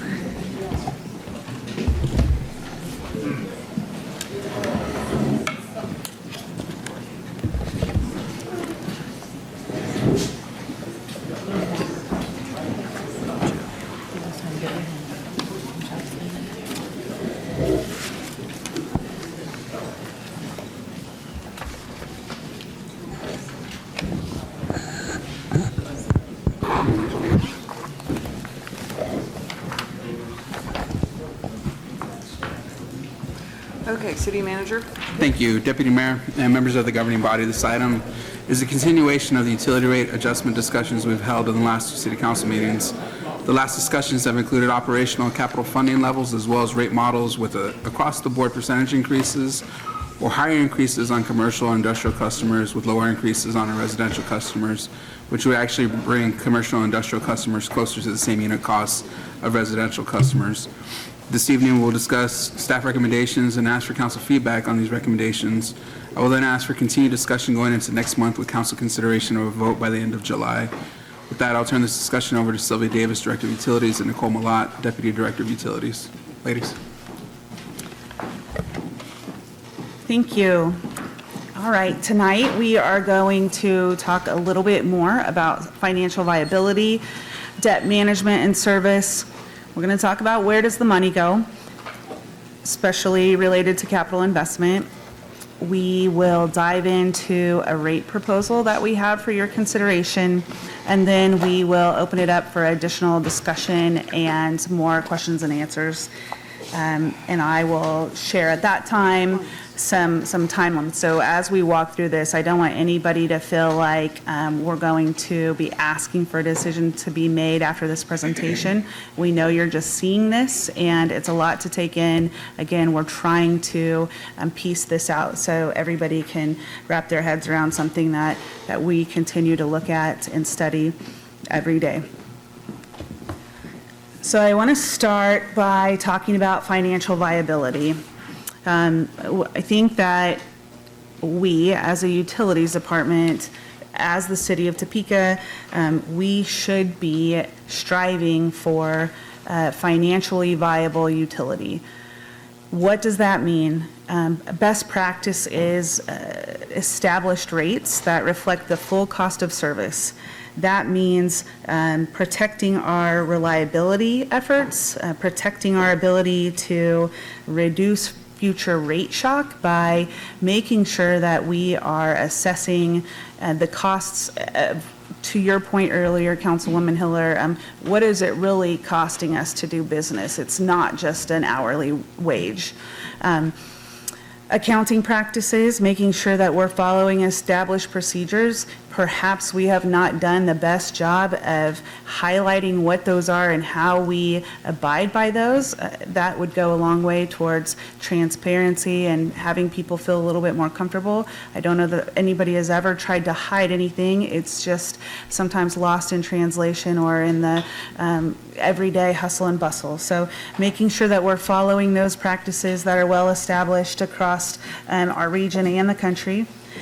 We want to make sure that we have fees associated with those added costs that shouldn't be borne upon all of our customers. For instance, we've talked about high-strength waste fees and how those should be assessed to our partners that are contributing to that excess strength. Connection fees, so that those are assessed to people making connections to the system. And again, not everybody. We will talk a little bit more here about reserves and debt management and how important that is. And then the creation of additional revenue streams. The more we can look to that, examples are wholesale rates, there's lots of others, but additional revenue streams to, again, give us some flexibility, allows us to not be so dependent on just a single rate that our customers have to bear. So with that being said, all of this is an effort to build a rate plan that you all feel comfortable with, that we can continue to build on moving forward, so that this isn't a political issue, this isn't a what are we going to do to get it passed and then move on and the next people can deal with the problem. It really needs to be well thought out and planned, and something that we can continue to build on, so that our generations to come aren't bearing the costs of some of the decisions that have been made in the past as we're dealing with today. With that being said, our debt management policy requirements. To start this discussion, resolution number 8818 establishes our city's policy for debt management. The combined utility fund, meaning stormwater, wastewater, and water, that combined utility fund shall maintain a debt service coverage ratio of at least 125%, with a target exceeding 200%. We want to target exceeding 200% each year. Also, we want to, I guess we shouldn't say we want, we shall maintain at least 185 days cash on hand. Those are our established debt policy requirements. Complying with these helps mitigate the cost of this debt. The more we plan this out now, the more we can smooth rate increases for the future, and we're not looking at sharp, steep increases as we're trying to continue to play catch up. We also know that 125% is consistent with our bond covenants, so we can do a better job of managing that debt as financially feasible as possible, as reasonable and economical as we can. So this is going to be a lot of numbers, and I would be lying to you if I said this was simple to wrap your heads around. It's not. So we're just going to walk through these. I'll follow up with a memo that details them more, and so that when there's questions, we can have additional conversations one-on-one or as a group collectively. But like we just said, our days cash on hand at year end is based on, these numbers are based on a proposal that we have handed out to you tonight. You all ask us for something to start looking at, and that's something. The feedback that we've gotten to date is we want that to look like option 2, where we're trying to assess as much of this increase as equitably as possible, and perhaps try to minimize the impacts to our single-family residential customers as possible, as much as we can. So with that in mind, we'll dive into what we've sent you as a proposal, but these numbers are based on that proposal. You can see over all 3 utilities, we are well within that goal of what did I just tell you? 185 days cash on hand. Of course, we said we want to have a target of exceeding 200 days cash on hand. When you look at those numbers from 27 through 2030, the proposal we've given you is a 4-year rate proposal for consideration.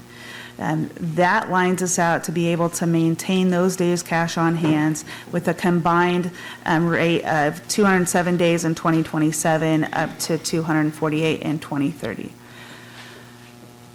You might ask the question, this is more than the minimum. Is that good practice? Is that bad practice? Where do we want to be? And that's important, again, to maintain flexibility, to account for anything that we might face, whether that be other emergency work that comes up that we weren't planning for.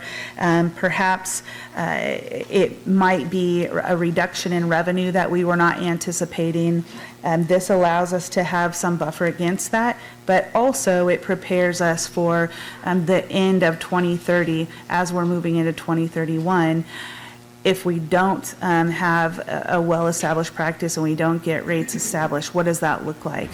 With a continued rate after 2030 that does not include any increases, you can see how we start to drop off very quickly. And in 2032, we do not meet those minimums. So that's important to know and keep in the back of your head. Debt service coverage ratio, DSCR. Again, we have goals to maintain a minimum of 125, that target exceeding 200%. I'm kind of confusing some of these, but we're doing well to maintain that range too. The combined for 2027 across all 3 of those utilities is 169%. Again, this is the proposed rate structure that we've handed out. And then up through 2030, again, you see the impacts of what happens if we then do not have continued rate increases following 2030. You start to see a decline there to 157% and 150% in 2032. Okay.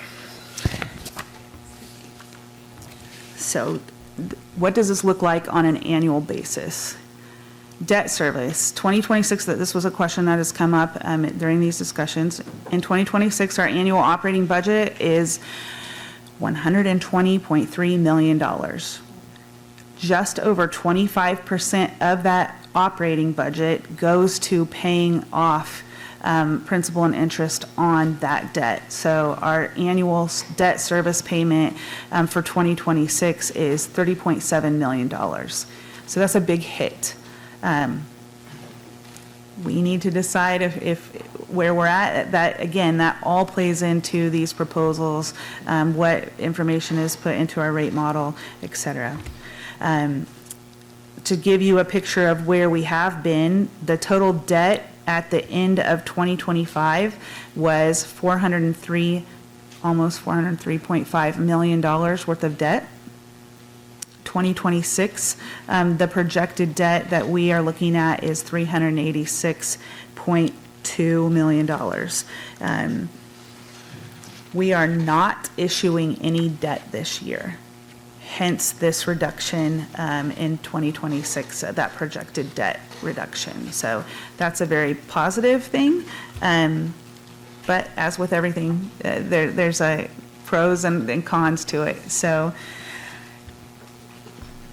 as we have built this proposal to the investment levels that we spoke about the first night we came in front of you, these numbers are based on between 20 and 25% cash that we are funding projects in 2027 through 2030 for water, between 40 and 50% cash funded projects for stormwater. I have an asterisk there because 100% of our work in 2027 will be cash funded. So we have made that commitment and have allocated those funds. So again, I'm trying not to incur excess debt where we can.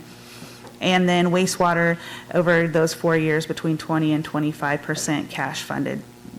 You can see our bonded debt and the amount of cash that we are paying for all of the work that we have in queue and proposed through this rate package that we're presenting to you tonight.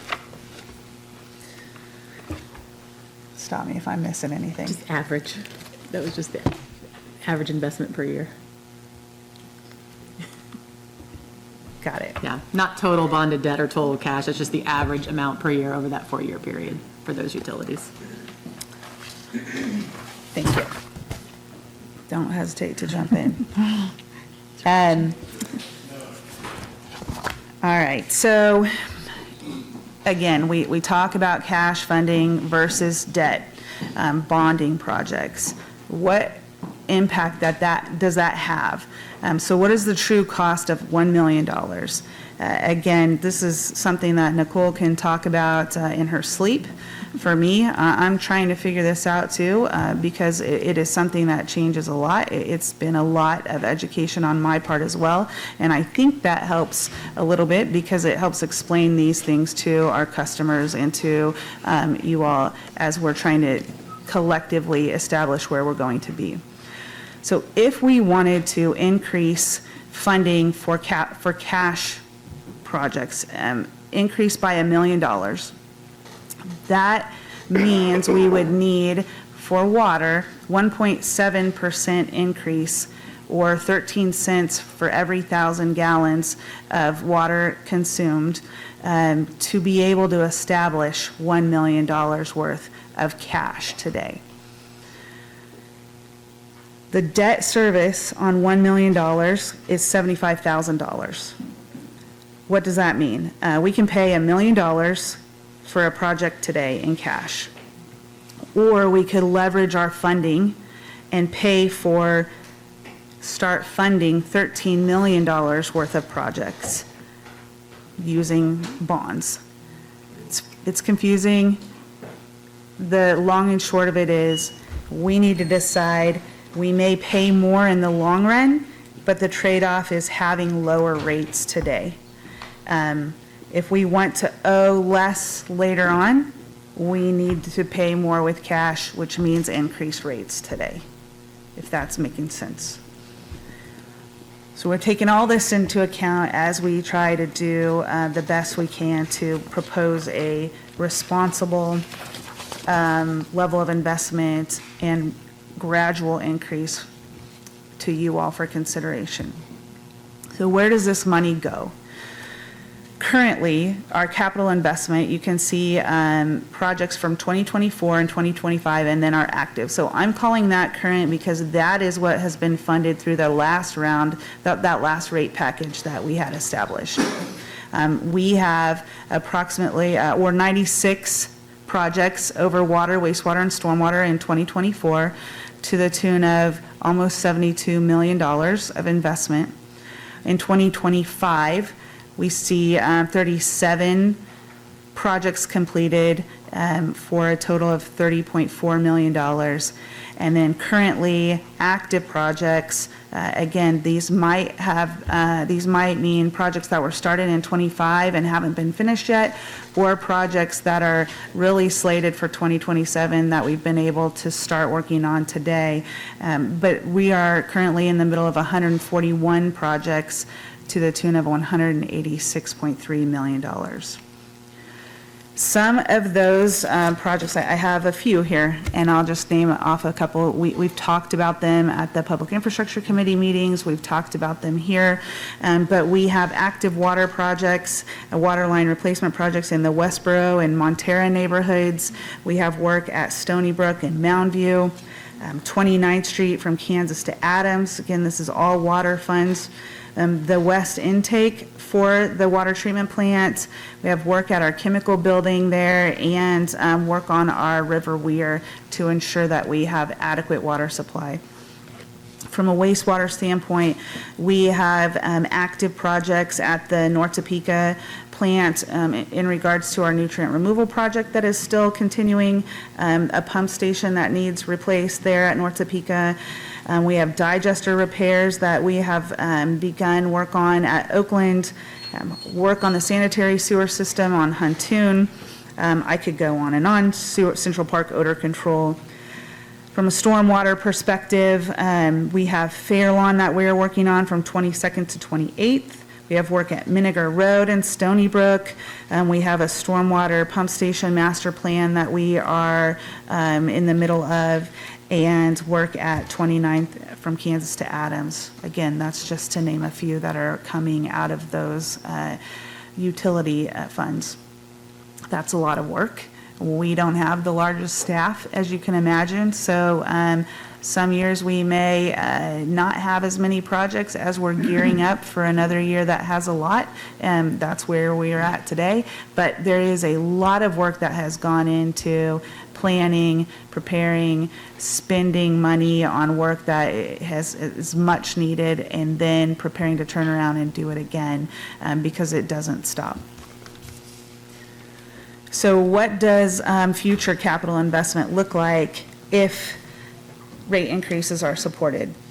So you can see that our current, let me turn this page too, with the existing rates in place today, our current funding levels, we have an approved CIP of almost $48 million in 2027, and then you can see the respective rates for 28 through 30 to a 4-year total of $112.2 million worth of proposed capital investment with current rates. With the proposed rate increases, that level of investment is increasing with a 4-year total of $260 million plus after 2030 collectively. So you can see the additional money that we can invest into the system, into those projects in 27, 28, 29, and 30 with the revenue that we would see from rate increases associated with that proposal that you all have in your hands tonight. Anything I'm missing there? So specifically projects, what does that fund? We know we can, and we would love to be able to complete our East Plant Basin work at the water treatment plant. We need to construct a tower in our southeast zone. With this level of increased funding, we would be able to do at least one neighborhood water line replacement project. From a wastewater standpoint, we have some primary clarifiers. We desperately need to start improving. Lots of cost and work associated with that, and that is integral to treatment. We have roof replacements at both Oakland and North Topeka plants, a lot of deferred maintenance there. It's just beyond time to start doing this and getting them knocked out. We have secondary clarifiers. We have work at our waste pump building in our aeration basin that needs done, that these increases would fund. Again, I could go on. I have additional work that we are planning to do if these levels are supported. From a stormwater perspective, this increase, again, we'll get into what that looks like for each utility. These stormwater increases would allow us to keep up with street projects, specific work that needs to be addressed at Cherokee and Jewel, Drury Lane, detention basins, and a potential detention basin on Huntoon. It might not be lost on many of you with the volume of rain that we've seen over the last couple of weeks and the amount of localized flooding that we've seen. There's a lot of very expensive work that needs to be done in our system if we are going to try to be able to relieve some of our citizens from some of this flooding. To be able to say we can take care of all of it would be very unrealistic, but we need rates to be able to start doing additional improvement projects to help relieve those impacts that people are facing downstream. Okay, so I don't expect you all to be able to read this very well and again, digest it all today. I'm just highlighting this slide as our retail water rates for inside the city. This is just a snapshot of what you will see in the proposal that you have been given tonight for consideration. We took the option 2 that we've heard feedback on, more consideration put into that. So these rates that you see here, maintain, you can see 2026 rates and then 2027 compared. So you can see those meters, 5/8 inch meters, 1 inch meters, 1.5 inch meters, see no change to that base charge. You do see a slight increase in volume charge per 1,000 gallons for single family, but we did that to offset the lack of increase to that base charge.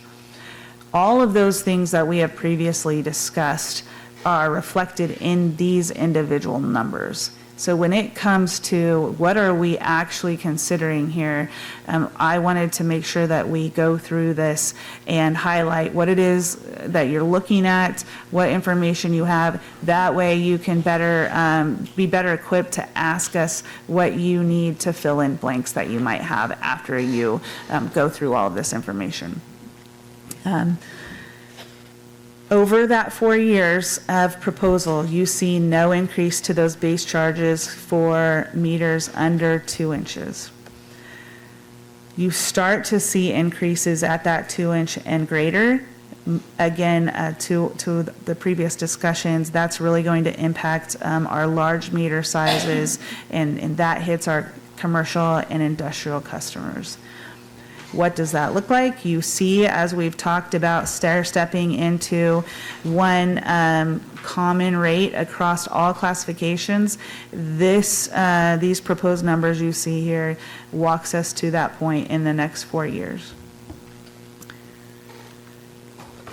Wastewater, we said this was a little bit easier, so there's a little less information here, but you see base charges again remain flat for those customers with meters under 2 inches. And then you see the increases over the next 4 years for those larger meter sizes. And then we only have one volume charge per 1,000 gallons for wastewater. So you can see the volume charge that would change per 1,000 gallons on your bill. I'm going to give you a little bit more information here too, so bear with me. Stormwater, those are not volume-based. That's based on an ERU rate. These are all inside the city. So the package that you have also has outside city rates, but again, I'm trying to bite this off in chunks tonight. But the stormwater ERU rates, you can see a slight increase from 2026 to 2027 of 9 cents a month. That is a flat rate for residential customers. It's a monthly charge. It's not a volume charge, so it's not going to be multiplied out. And then in 28, it's proposed to go up 10 cents, and you can see how that changes through 2030. Based on square footage of impervious surface, this absolutely impacts commercial and industrial properties that have large parking lots, large roofs, et cetera. So they're the same percent increase will have a much different result for somebody that has higher ERUs. So what are the actual impacts here? This page 13, slide 13, this information is the actual impact of those rates without including increases to base charges for those 2 inches, those meter sizes that are 2 inches and larger. Again, there's a lot that goes into this. I'm trying to make it simple, but this is consumption. So when you look at single-family consumption, the proposal that we've given you reflects a 3.5% increase only on their consumption. So if a customer really wants to keep their rates as low as possible, the less water they consume, the better. Again, that was the intent behind keeping those base charges flat. Then you see the impact on the rest of our customer classifications as we walk through the next 4 years with multifamily, commercial, industrial 1, industrial 2. We show a proposed increase of 13% in 2027 for irrigation rates, and then you see 5+ in 28, and then 5 in 29 and 30. Wholesale rates, you've heard some discussion on wholesale customers and, again, depending on your perspective, the need to increase those rates. So we have a proposal to increase wholesale rates at 12% in 2027, then 9% in 28 and 29, 7.75 in 2030. Wastewater volume increases across the board of 8% in 27, 6% in 28, and then 5% in 29 and 30. And then from a stormwater perspective, 2% in 27 and 28, 3% in 29, and 4% in 2030. Okay. Now, that's a lot of numbers. What does that mean? What does that look like? As promised, I'll be following up with a little bit heftier memo that has additional details, answers to some of additional questions or things we want to clarify that have been said or asked, and making sure that we're all on the same page. This is simply a proposal. We heard from several of you that we just want something to consider, and we want to give you time to do that. So as the city manager said in his introduction, we propose coming back after we give you that memo with additional information, let you guys have ample time, a few weeks, to consider this proposal that we've put in front of you. This will allow us to meet with our large commercial and industrial customers and make sure that we are sharing those potential impacts to them. So if they have a need or desire to reach out and have additional conversations, we can do that. You all can do that. And we want to make sure that there's time that we can either meet with you all one-on-one or through email or through additional conversations where we help answer more questions that you might have after you consider this. We want to make sure that at the end of the day, you feel comfortable with understanding what this includes and what impacts that might have, good and bad impacts that it may have on our customers. We want to make sure that we're giving you that very clear information too, so that you feel, again, as educated and as equipped as you can be. We would potentially have a vote on July 21st. That gives us a little over a month to have that dialogue back and forth and make sure you all are prepared, and then we can go from there. Before I open it up for comments and questions, I want to say and emphasize the fact that I know you've heard and there's been discussion on why now, is this important, do we have to do this today? We've proposed a 4-year increase because the more people can plan, the more the city can plan, the better. And our goal, our overarching goal from a utilities department and a collective goal that I think we all have for our community is to have a responsible, financially viable utility. And the more we can put into that effort, the more we can smooth out these increases for our customers. This information will be included in your memo, but we've been doing a lot of work to go back and look at what things have changed and what impacts those have had.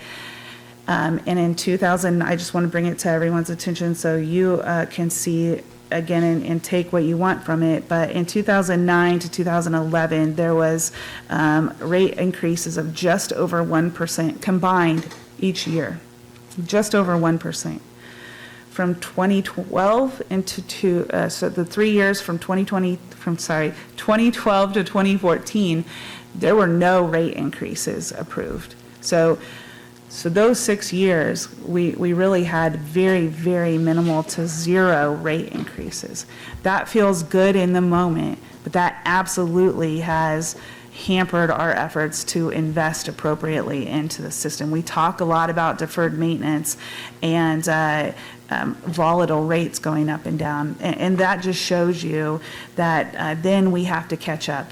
In 2015, I'll give you all this again, we then started to see some changes to the structure where we went from that minimum where everybody had to pay 15 1,500 gallons a month, whether they used it or not. We went to a different structure where we started implementing that base charge and then volume charges on top of that. And then we saw combined increases that were reflective of 655 for the next 3 years and then the following 3 years after that. What that has done, again, is over that 15-year period from 2009 to 2023, the average customer in Topeka saw a blended rate increase of 3.9% annually. So you can imagine the impact that everyone would have felt with that gradual increase of about 4% a year for that 15-year period, as opposed to 0 for these 3 years and then a spike, maybe a little bit less, and then another spike. So again, we want to make sure that you see the benefits, start asking more questions that might pop up into your heads as you get this information, and start considering it, and then look at our proposal and what concerns and questions you might have.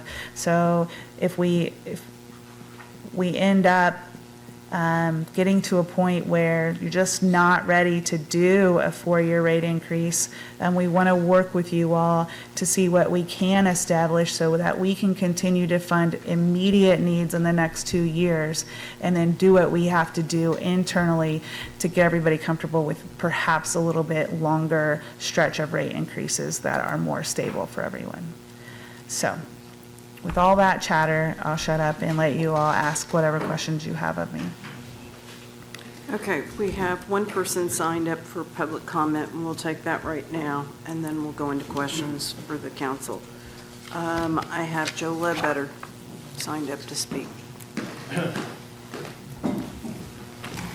Well, it's hard to follow that because there's so much thrown out to you, and then the rush demand, we've got to do this in a month. We've got to do this in a month, when these rates don't have to be actually increased for next year until about November. So don't fall for that. The more things are rushed, the less you understand what's being presented to you. I just got a fire hose of information. I'm used to this stuff. So I know that we have not sufficiently plumbed the depths of all these so-called projects that are being done and the capital improvement. I love the way we just kind of gloss that over, because I still am waiting on the email that tells me the 4 distribution projects we're supposed to do this year. I never got it.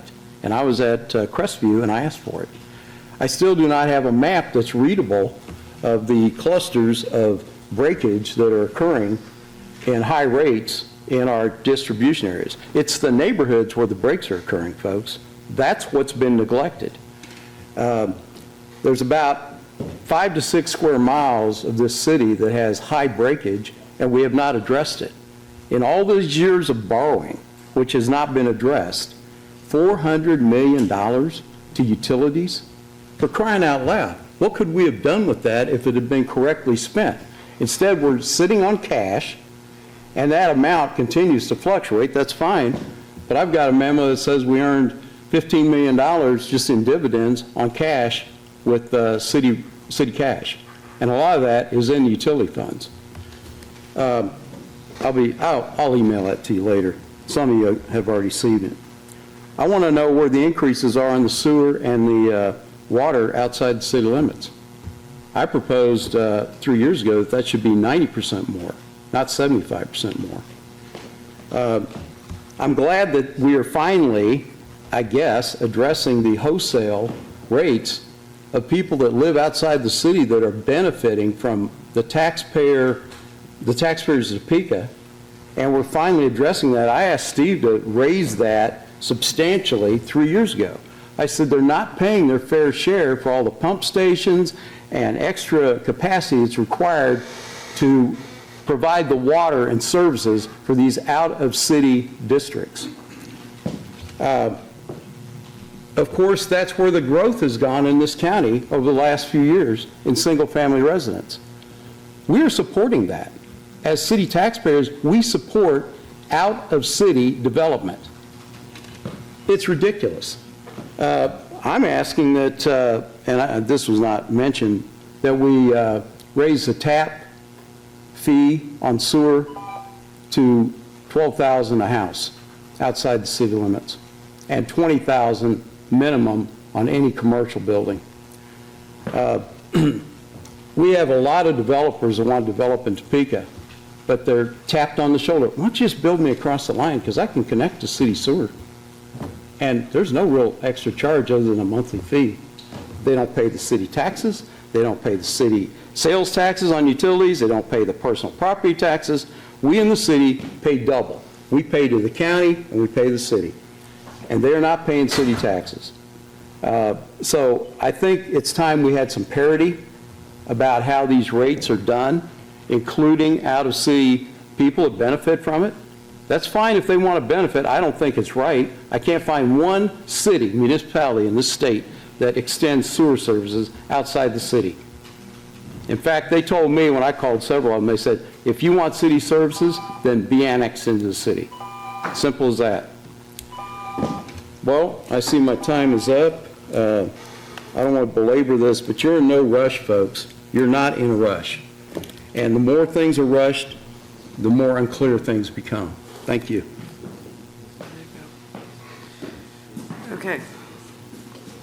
City council members, is there any discussion tonight? Or do you have any questions? Councilwoman Hiller? I really appreciate the presentation and the explanation and the time. I think it sounds like you really heard what we were saying, and I appreciate that a lot.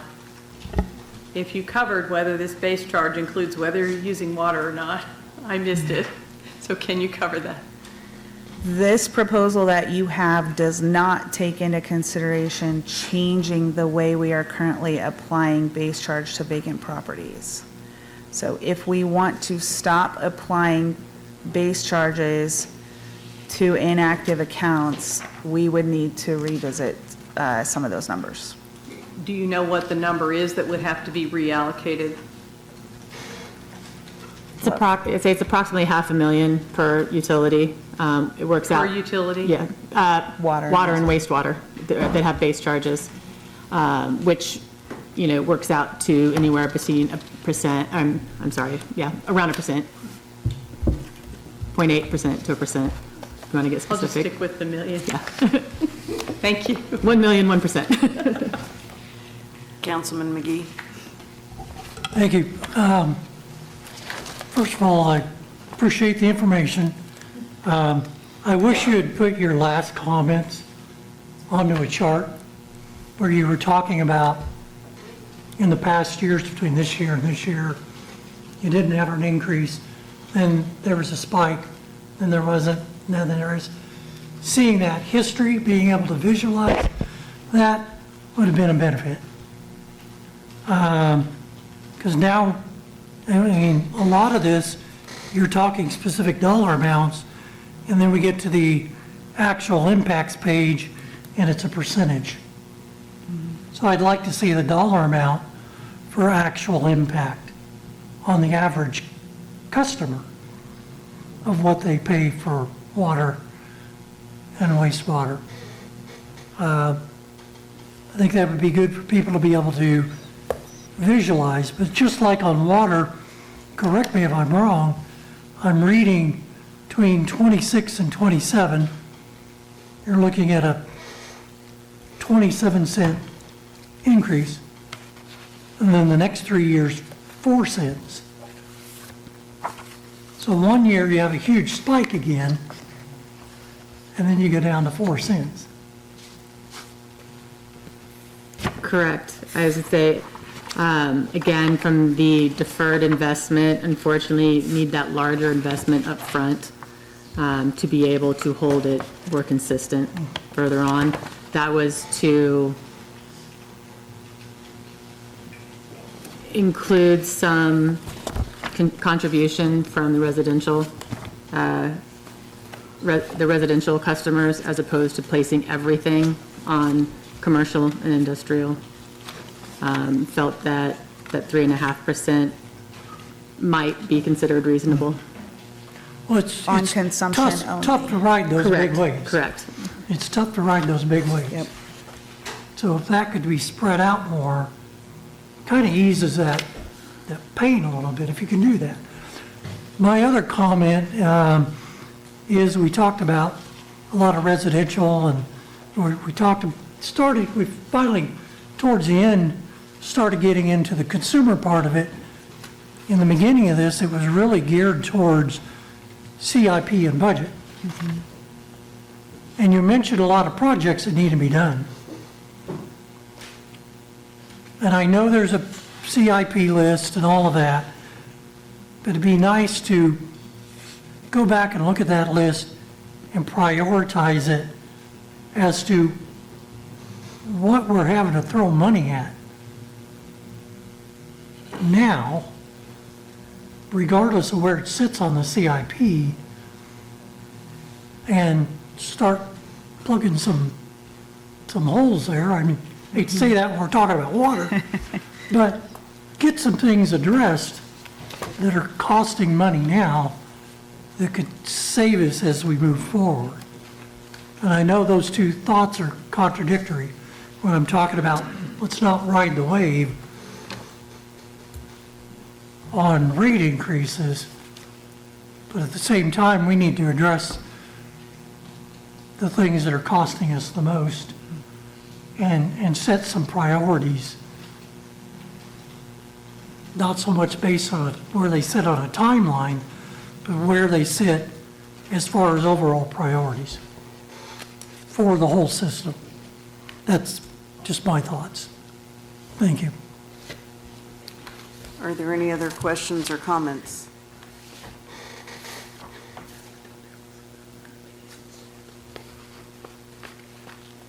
Okay, seeing none, we're done with this for tonight, and please get a hold of Director Davis if you have any questions in the meantime. And we'll be discussing this, I'm assuming, at the first meeting in July and second meeting, third meeting. So, okay, next up is public comment. I have 4 people signed up for public comment tonight. I'll let the ladies get settled. Okay, the first one on the list is Joe Ledbetter.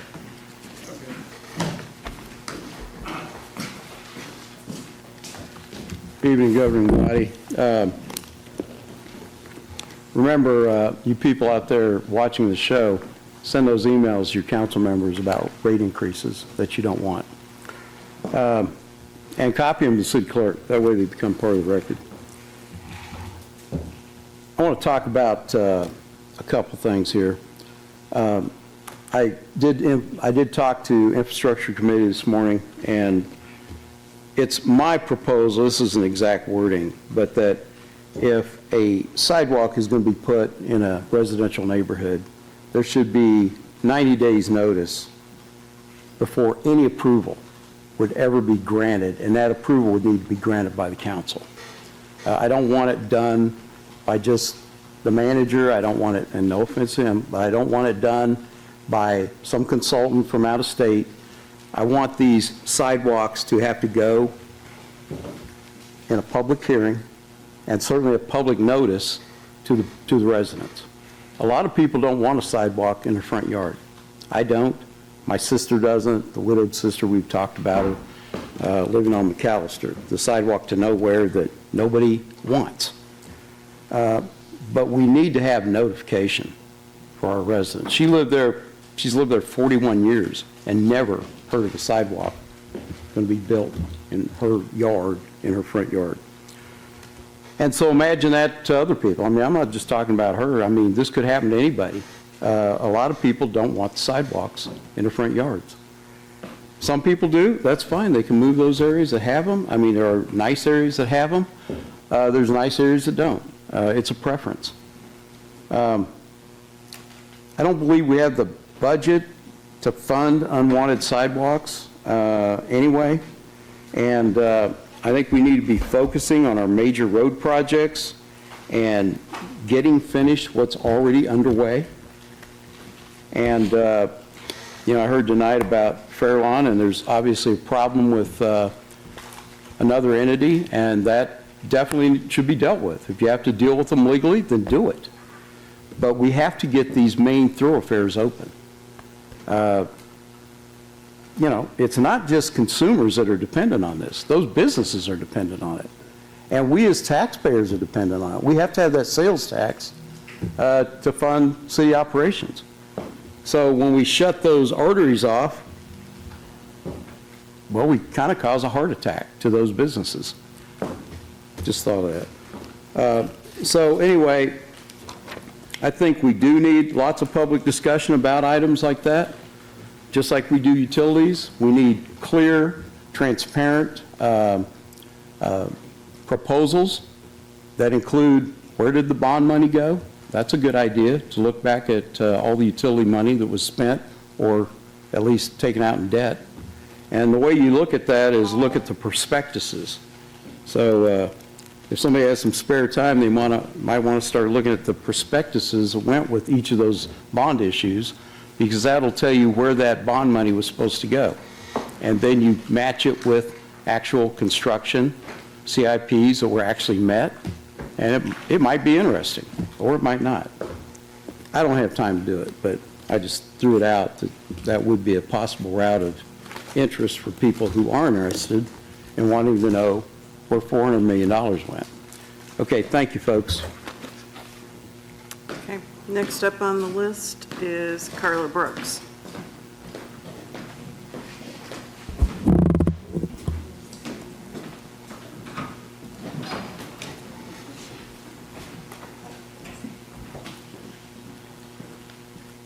Hello, my name is Carla Brooks. I live at 3534 Southeast Humboldt. As you see these people that have decided to stand up, I'm speaking on behalf of them as well too. We are the High Crest neighborhood in which for 17 years I've lived there. My aunt has lived there for 50 years. We continue to have flood after flood after flood. Our homes are being swept away, our properties are being swept away, and we're being swept up under the rug. I have pictures of numerous properties in which I took the liberty to walk my neighborhood and my creek beds to see what the problem is, because I feel like we're not being heard. I ask you to listen to us today, to do something for our properties. Our livelihood is at stake. In the last 3 months, our houses have flooded every month. I have 5 feet of water. I stand here 5 feet tall, brave. Mr. Nate, 4 feet of water.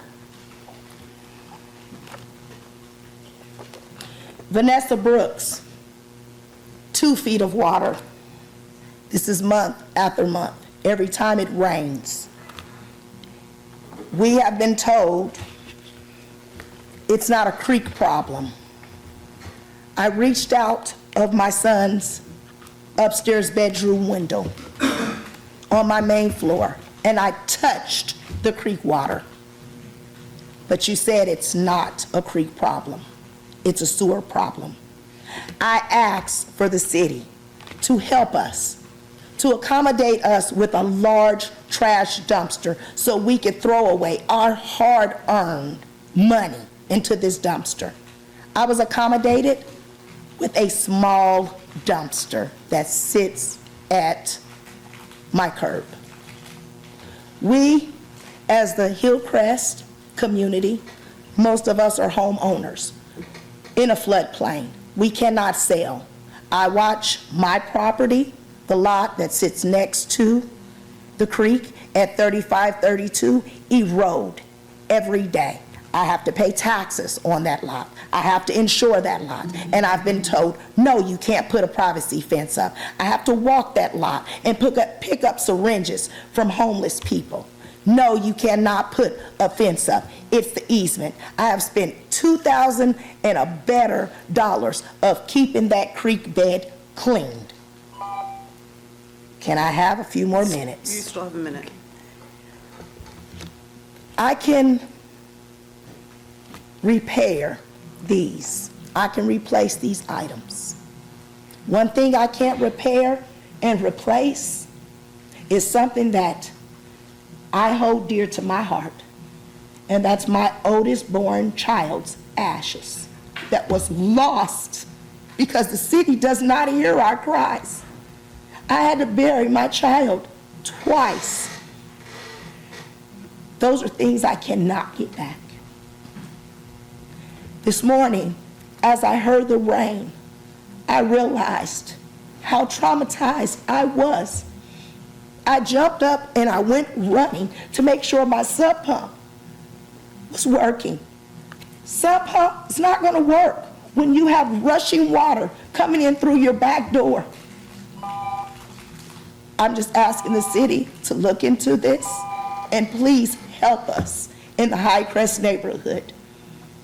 I thank Councilman Banks because he took the liberty of coming to my residence.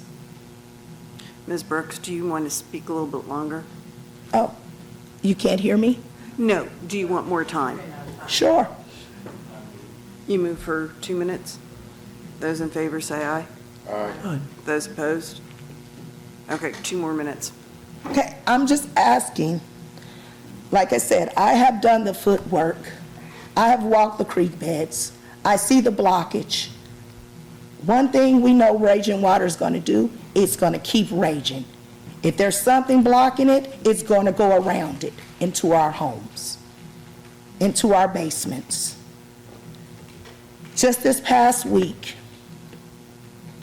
I had saved money so I could buy another home for me and my family. I spent that money rebuilding this, only for next month it to happen again. We say when is enough. We're asking the city to come in, honestly, come in, stop making us promises that you're gonna do this, you're gonna do that, and stand on what you say. I believe in Topeka. I am Topeka. And I'm here in this building every Tuesday and Thursday, cleaning for Topeka. Only to have to clean my home, and I got a phone call that this building flooded and could I come in and clean it. I want to bring the pride and the dignity back to Topeka and to our neighborhoods because we are law-abiding citizens, taxpayers, and we have voted for lots of people into these offices. So stand with us and not against us. Thank you.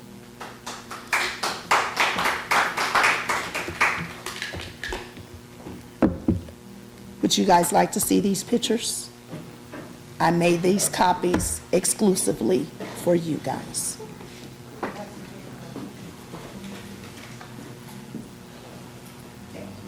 I have a second copy, and I also took the liberty of making a flash drive, in which I was told that it was not permittable. Thank you, guys. Yes, sir. Actually, those were the ones on the flash drive, some of them if you want to have it. Oh, and this is another one of the residents. He's been here a year. Thank you. Okay, next up is Henry McClure.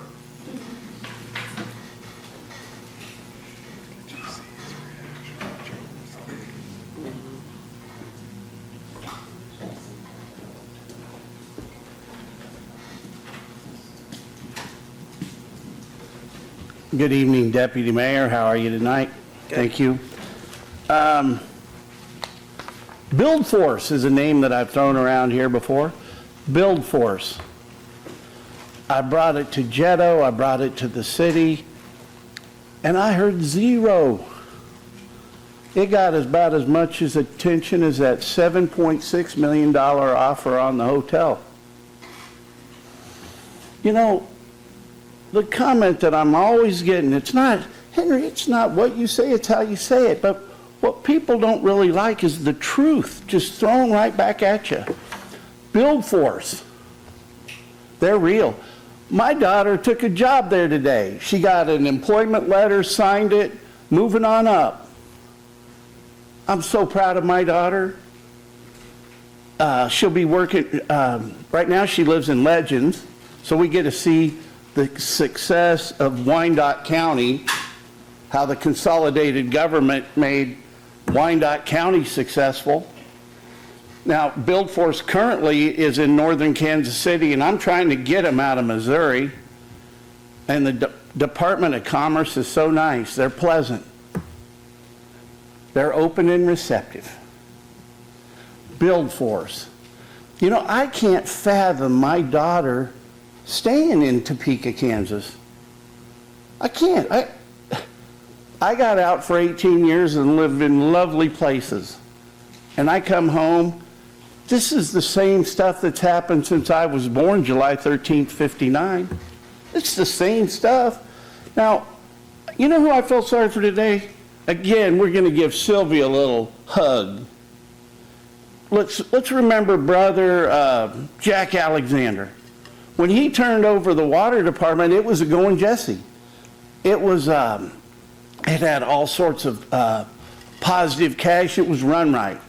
But it hasn't run right since Jack. So, like, quit blaming her for all the problems today. There was some more stuff I wanted to talk about. But it's a shame. Well, whatever you do, if I had to come down here and just be the anti-Joe Ledbetter, but you can't go giving fees to homes and builders. It's a bad idea. I guess I didn't need to mention it. Build Force. I can't fathom my daughter, you know, becoming part of Forge and sloshing around in the common, you know, the common consumption area. It's just the same old stuff. When are we going to change?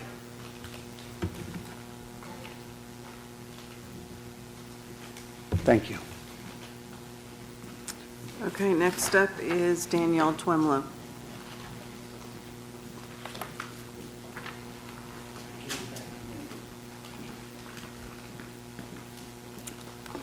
Good evening. So tonight I was hoping to just leave you all with some data points, some information that I hope stick with you, because I've heard a lot of good conversations and questions be had over the last few months inquiring about cost and living wages and those types of things. And it is hard as council members. I know you rely on the information that is provided to you to make your decisions, and then you take the brunt when things don't go the right way. But we need to recognize that we're not always given accurate information or complete information, and sometimes just outright erroneous information is provided to you. And so I'm urging you to stay quizzical about these things, to question the information, to be persistent, get out of the mundane status quo that we've been living in that's really held our community back from growing and thriving, and to set in a mindset of policies and procedures that really invest in human infrastructure. And I'm someone who I really need visuals, so I'm going to make visuals for us. We often have different definitions and different data sets that work for different things, and that all has its place. For Topeka, the city, our median household income is $56,956. We often hear Topeka be referred to by its MSA, which is the Metropolitan Statistical Area. What most people don't realize when we say Topeka, if we mean Topeka MSA, we're using data that includes Jackson County, Jefferson County, Osage County, Shawnee County, and Wabunsee County. 5 counties are included in whatever data set is actually using Topeka MSA. And sometimes that's appropriate, but oftentimes it's not, at least in the ways that we use it quite often. Affordable housing means that rent and mortgage, plus whatever utilities, and often we average that at about $300, must be less than 30% of that individual person's median or household income, their income specifically, for them. So it's not universal, because it'll be different from every household. Because then we also have the workforce housing, which is about 60%, anywhere to 120% of the area median income. So for Topeka, using our area median income, that's going to be about $854 a month, all the way up to $1,709 a month. That means that half of our population cannot afford 120% workforce housing area median income, half of our population. There are different things that we need to be looking at too. When we hear things that are placed out, market rate, that's just whatever is average in the area. We have statistics that are put out that are shared by the city or shared publicly by places that we provide money to do development in our community that say things like, we're number 8 in best air quality out of 400 cities internationally, right? That sounds amazing and great.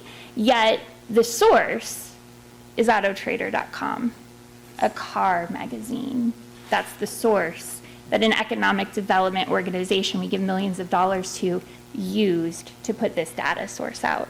Where our state health rankings, just a couple months prior to that statistic, dropped our county health rankings for Shawnee County because, can I have 2 minutes? So moved. It won't take me 2 minutes, I promise. Okay. Those No, in I don't favor? promise. Those against? Go ahead. All 2 right. minutes. So our county health rankings actually dropped Shawnee County's health ranking in the state to the bottom 25%, specifically because our air quality is so bad. That was one of the deciding factors. We're way worse than the national average and the state average in Shawnee County. So autotrader.com was very selective, and it was something that our development organization used. As well as Topeka poverty drops to 12.7%, and they said Topeka poverty. But there's no date that you can find Topeka poverty in the recent statistical time frame being 12.7%. That comes up for Shawnee County, but not for our city, because our city poverty rate is 15.7% and has been even more than that in the last few years. So I'm encouraging you to keep asking these questions and demanding answers and seeing proof. As we make these decisions, it's really important that we are making the right decisions for our community and not what looks right on paper or might look best. So I encourage you to keep doing those things as I've heard you doing recently. So thank you. Okay, that concludes our public comment. It's time for announcements. Megan, would you please? I actually have nothing tonight. We just will have our next governing body meeting July 7th here in the City Council chambers at 6 p.m. Thank you. Okay. City manager, any announcements? Yes, ma'am. Thank you. So just wanted to dote a little bit on our PMU group out of police. On June 6th, Saturday, a couple Saturdays back, we had our first tire take-back event. It was held at the City of Topeka Utilities Yard, Southeast Lakewood and 21st Street. We had actually budgeted to bring in about 1,000 tires between the two events. We have another event that's scheduled for July 11th. But in that one event, over a 2-hour span, we took in about 1,200 tires. And so John Chardine was like, hey, a little bit better turnout than what we had originally thought. And I guess our rationale for the event was we'd rather have the public bring us the tires than us have, to pick them up out and about. So great event, but I just want to give kudos to Commander Stewart and Director Chardine and the code team on that event. As again mentioned, we'll have another event July 11th from 9 a.m. to 11 a.m. It was a good time. When I pulled up, there was traffic backed up on both sides of 21st Street, so it was a great event, so just kudos to the team. The other thing that I want to highlight is our city team response to our storms last Tuesday. Whether it was the police department, the fire department, utilities, public works, Just hats off to the team for the response. I know that our forestry team had received, as of last Thursday, 300 C-click fixes to address down trees. And I know there were some questions on, when the city picks up limbs and whatnot. And so we're actually going to have we'll hold a discussion item on the council agenda for July 14th to discuss that policy. But again, just wanted to say thank you to the teams for the response. That's it. Thank you. Appreciate it. Okay. Next up, Councilman McGee. Nothing tonight? Okay, next up, Councilwoman Heller. Thank you. Just wanted to mention that the Ben Crump event that was a couple of weeks ago for the 72nd anniversary of Brown v. Board ended up getting featured in Ebony magazine. I think that's pretty cool and worth knowing. Also, this is sort of random, I guess, but I've ended up spending quite a bit of time at Stormont-Vail Hospital lately. And I just wanted to shout out to them because the spirit and the service and so on have really been excellent. And we're really fortunate to have them here, as well as the network that they're building and continuing to build in the area. And I already spoke a little bit earlier. I'm excited about what's happening in historic Old Town neighborhood. The co-ops that were discussed earlier is just one piece, but with Shamika Sims and Lorianne Rogers, they are really, they're getting private grants. They're working on things that just involve people and events and so on in the neighborhood. And I just wanted to shout out to them in terms of just the spirit and the movement. That's it. Okay, thank you. Next, Councilwoman Valdivia Alcla. Thank you, Deputy Mayor. Just real quick with the storm, I'm grateful to the media department and to Dan and to all of those that helped. Right after the storm, I had been encouraging that a press release go out because I was starting to get texts, phone calls with the immediacy of what had happened with the wind, even though it was not as bad as it was in 2024. I mean, the devastation was nothing compared to back in 2024. And one of the main questions that people were having is that, or they were assuming that there was going to be pickup at the easement of branches. And so after talking with Dan, city manager, et cetera, Braxton, et cetera, asking for updates, they got those press releases out, which I'm sure they would have done anyway, but I was already starting to get calls and concerns. And then telling folks through the press release that there was not going to be any easement pickup. And we started driving through Oakland into North Topeka, a little bit over by the Salvation Army areas, et cetera, into the Chandler, Southeast Chandler. And we started seeing especially that there were branches on the easement already, even after it had gone out on social media, even after it had gone out on press releases. Then it was, can we push this out to the TV stations to make sure that they're doing their part to let citizens know? So, one of the things that I asked the city manager, Avery and Braxton, is if there could be some kind of protocol, because we know we do not have an emergency management director, but if we could have some protocol that can be presented so that we can be educated as council people, and then in turn help educate the community on what level of storm it has to be. And I know that may be kind of challenging, but the storms are getting worse, so that we can educate ourselves and start educating the community on things like pickup, on things how flooding will be dealt with, et cetera, et cetera. So I think that the media team did a really good job, and I'm looking forward to that presentation next week or the next council meeting. Thank you. Councilwoman Ortiz. Thank you. I appreciate that. I've received calls, and I did ask Braxton. I wanted to make sure, and I've been receiving emails that we're still not picking up limbs. Is that correct? Okay. And the last big storm that we did pick up the limbs, we thought we were going to be able to get some return money, some FEMA money, but we didn't, but it cost us over $600,000. Is that correct? And so that's a big part of why this time it didn't rise to that level, and that's a big part of why we're not picking it up, because some people think we are, some people think we aren't, some people are dipping in it, dumping them in the streets. You know, I think Braxton and his crew for picking up all those that had just dumped them in the streets.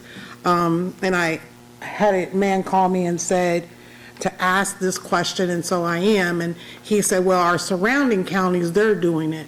And I said, well, okay, that might be correct, but we have to pay for it. So I think citizens need to know that we don't have a forestry, a city forestry that we can take it to. We'd have to pay somebody to take it there. Is that correct?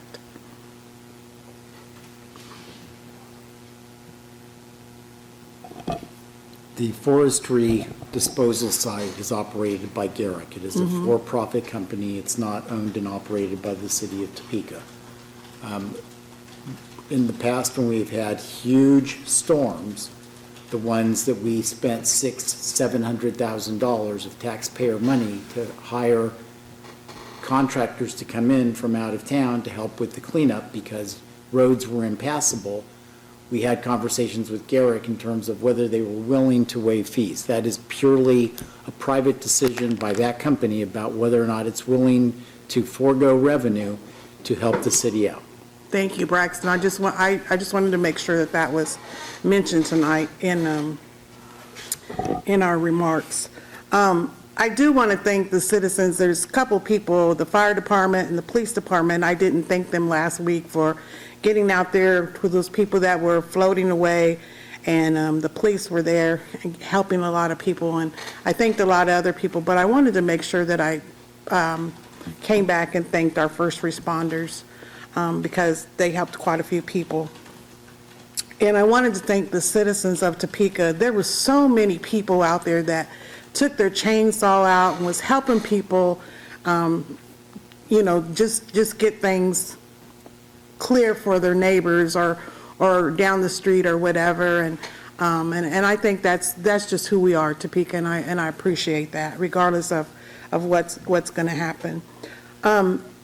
So I finally got upset with my wash machine, and I went out to Lowe's and I said, hey, I bought a new one. And I met some people over in Highcrest that I told them that I was going to bring this up. This same flood, the same set of people, that they're in that area as well. I know this is not my area. I know it's District Number 5. But they want to know, and you guys can get with Mr. Councilman Kell. I was going to talk to him, but I didn't know he wasn't going to be here. But they want to make sure that we check to make sure the sewers are clear and have somebody come out. Have we done that? I promised them that I would bring this up because the lady that talked, Miss Brooks, it was her ceiling. It was way up to the ceiling. And if it's something that we need to correct, or if it's our part, I want to make sure that we're doing that. And I want you to get with Councilman Kell, and he needs to get with those people as well, because, they're starting to call me, they've called David, they're starting to call other people. They're panicking. I get it, but they want to make sure that we've done what we need to do. And what they told me was that creek has not been cleaned out in several years, and I know there's several creeks that need to be cleaned out, and I don't know if that makes it any worse or if the sewer line's clear or what. So I just want to make sure that we listen to them and we move forward with that. Will do. Okay. And please involve Mr. Kell. Thank you. Thank you, Deputy Mayor. Sure. Councilman Banks? Thank you, Deputy Mayor. I'd like to talk a little along the lines of Councilwoman Ortiz. I've never in my life seen anything like what I saw at Miss Brooks' house. And I did walk the creek a little bit. It's kind of scary down under there with all the traffic that flows through there. But, in talking to our public works and utilities people. I know that we're doing things that we can do, but they are trying to reach out to anyone that will have our city leaders hear them.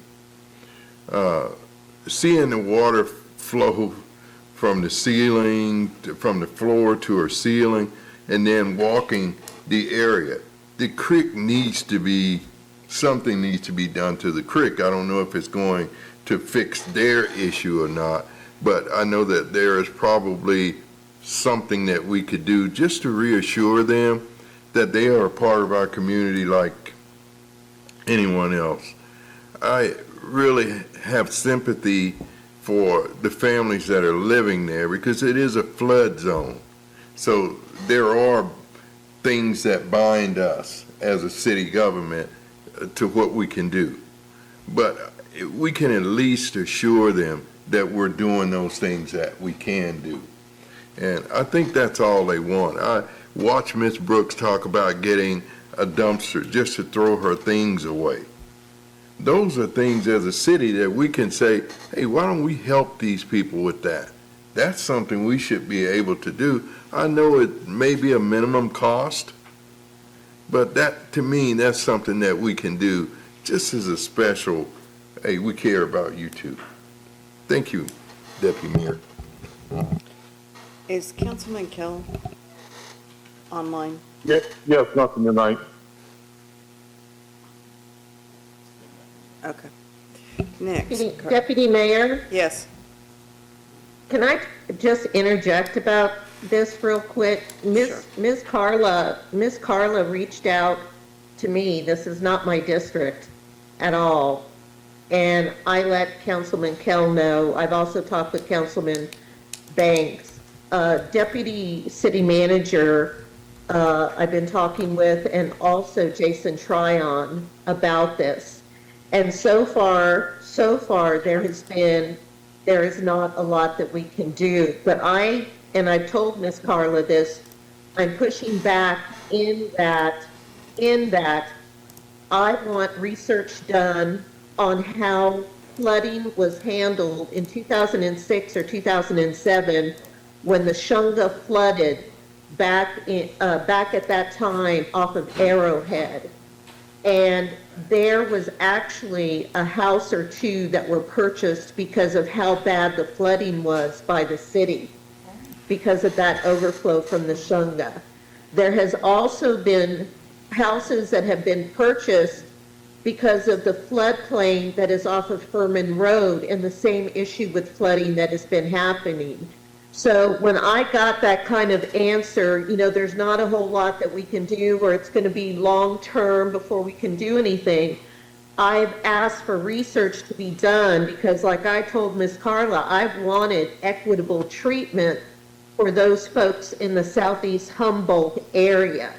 She sent pictures to me, that initial, I called Banks, I talked with him about it. I heard that Banks sent them a claim form. Pictures that she sent me, I've sent on to Public Works. I've received additional photos since she has gone to all of the neighbors, which I told her would be passed on tomorrow. So I've also told her that this is not my district. And I've informed Councilman Kell, and I have not received a response. But I can move away from this at any time if there's not the satisfaction of the way that I am trying to push forward on it, or if Councilman Kell wants to take over. Ms. Carla just told me she wants me to continue, so I will do that as per her wishes. But I've informed the mayor because I think we're going to have problems here. Thank you. Okay. Councilman Miller. Nothing for me. Thank you, ma'am. Okay. Councilwoman Bradbury, do you have anything? Yes, thank you. I just wanted to say Happy Father's Day this weekend coming up to all the fathers, grandfathers, stepfathers, foster fathers, and father figures in the community that do so much and sacrifice so much to strengthen families in our community. So anyways, I just wanted to say Happy Father's Day to everyone. Okay. I'm going to step in before the mayor gets his chance.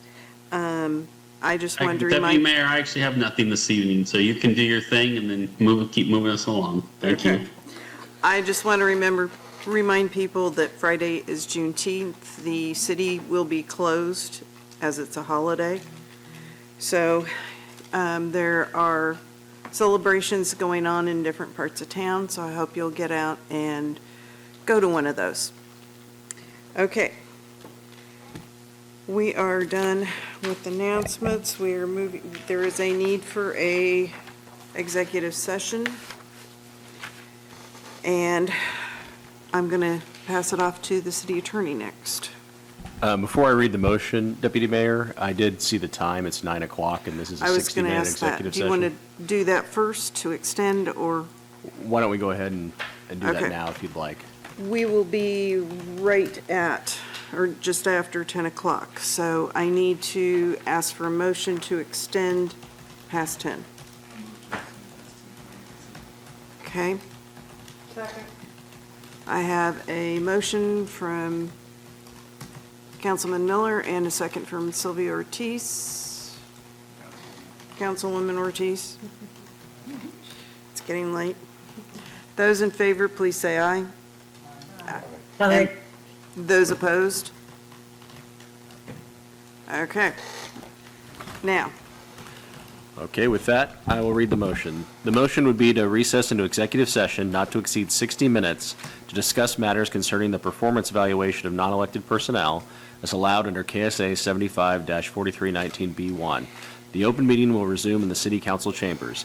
Staff members or other individuals may be invited to attend a portion of the executive session as requested by the governing body to assist it in its deliberations. okay. On this one, do I need a, We'll need a motion and a second. Just a voice one. Just, voice. a voice vote? Voice is fine. Okay. I didn't understand. Those in favor, please say aye. Aye. Aye. Those opposed? Okay, we will take a 5-ish minute break. We do need a motion and a second to recess. I thought we did. Session, sorry. Okay, That was for the sorry. past Okay, one. I need a motion for the executive session. Second. Councilman Miller's motioned and Banks has seconded. Those in favor say aye. Aye. Those opposed? Okay. That passes, and I'm going to ask for a, 5-minute, 10-minute? 10 minutes.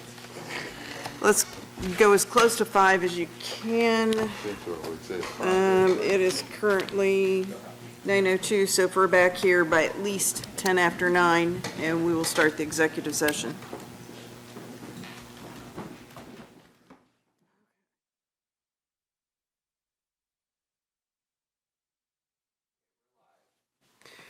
Okay, we are finished with our executive session. Nothing has been decided. If there's any, seeing that there is no further business in front of the governing body, I want to make a point. We finished with the executive session at 10:07 PM. And the meeting is adjourned.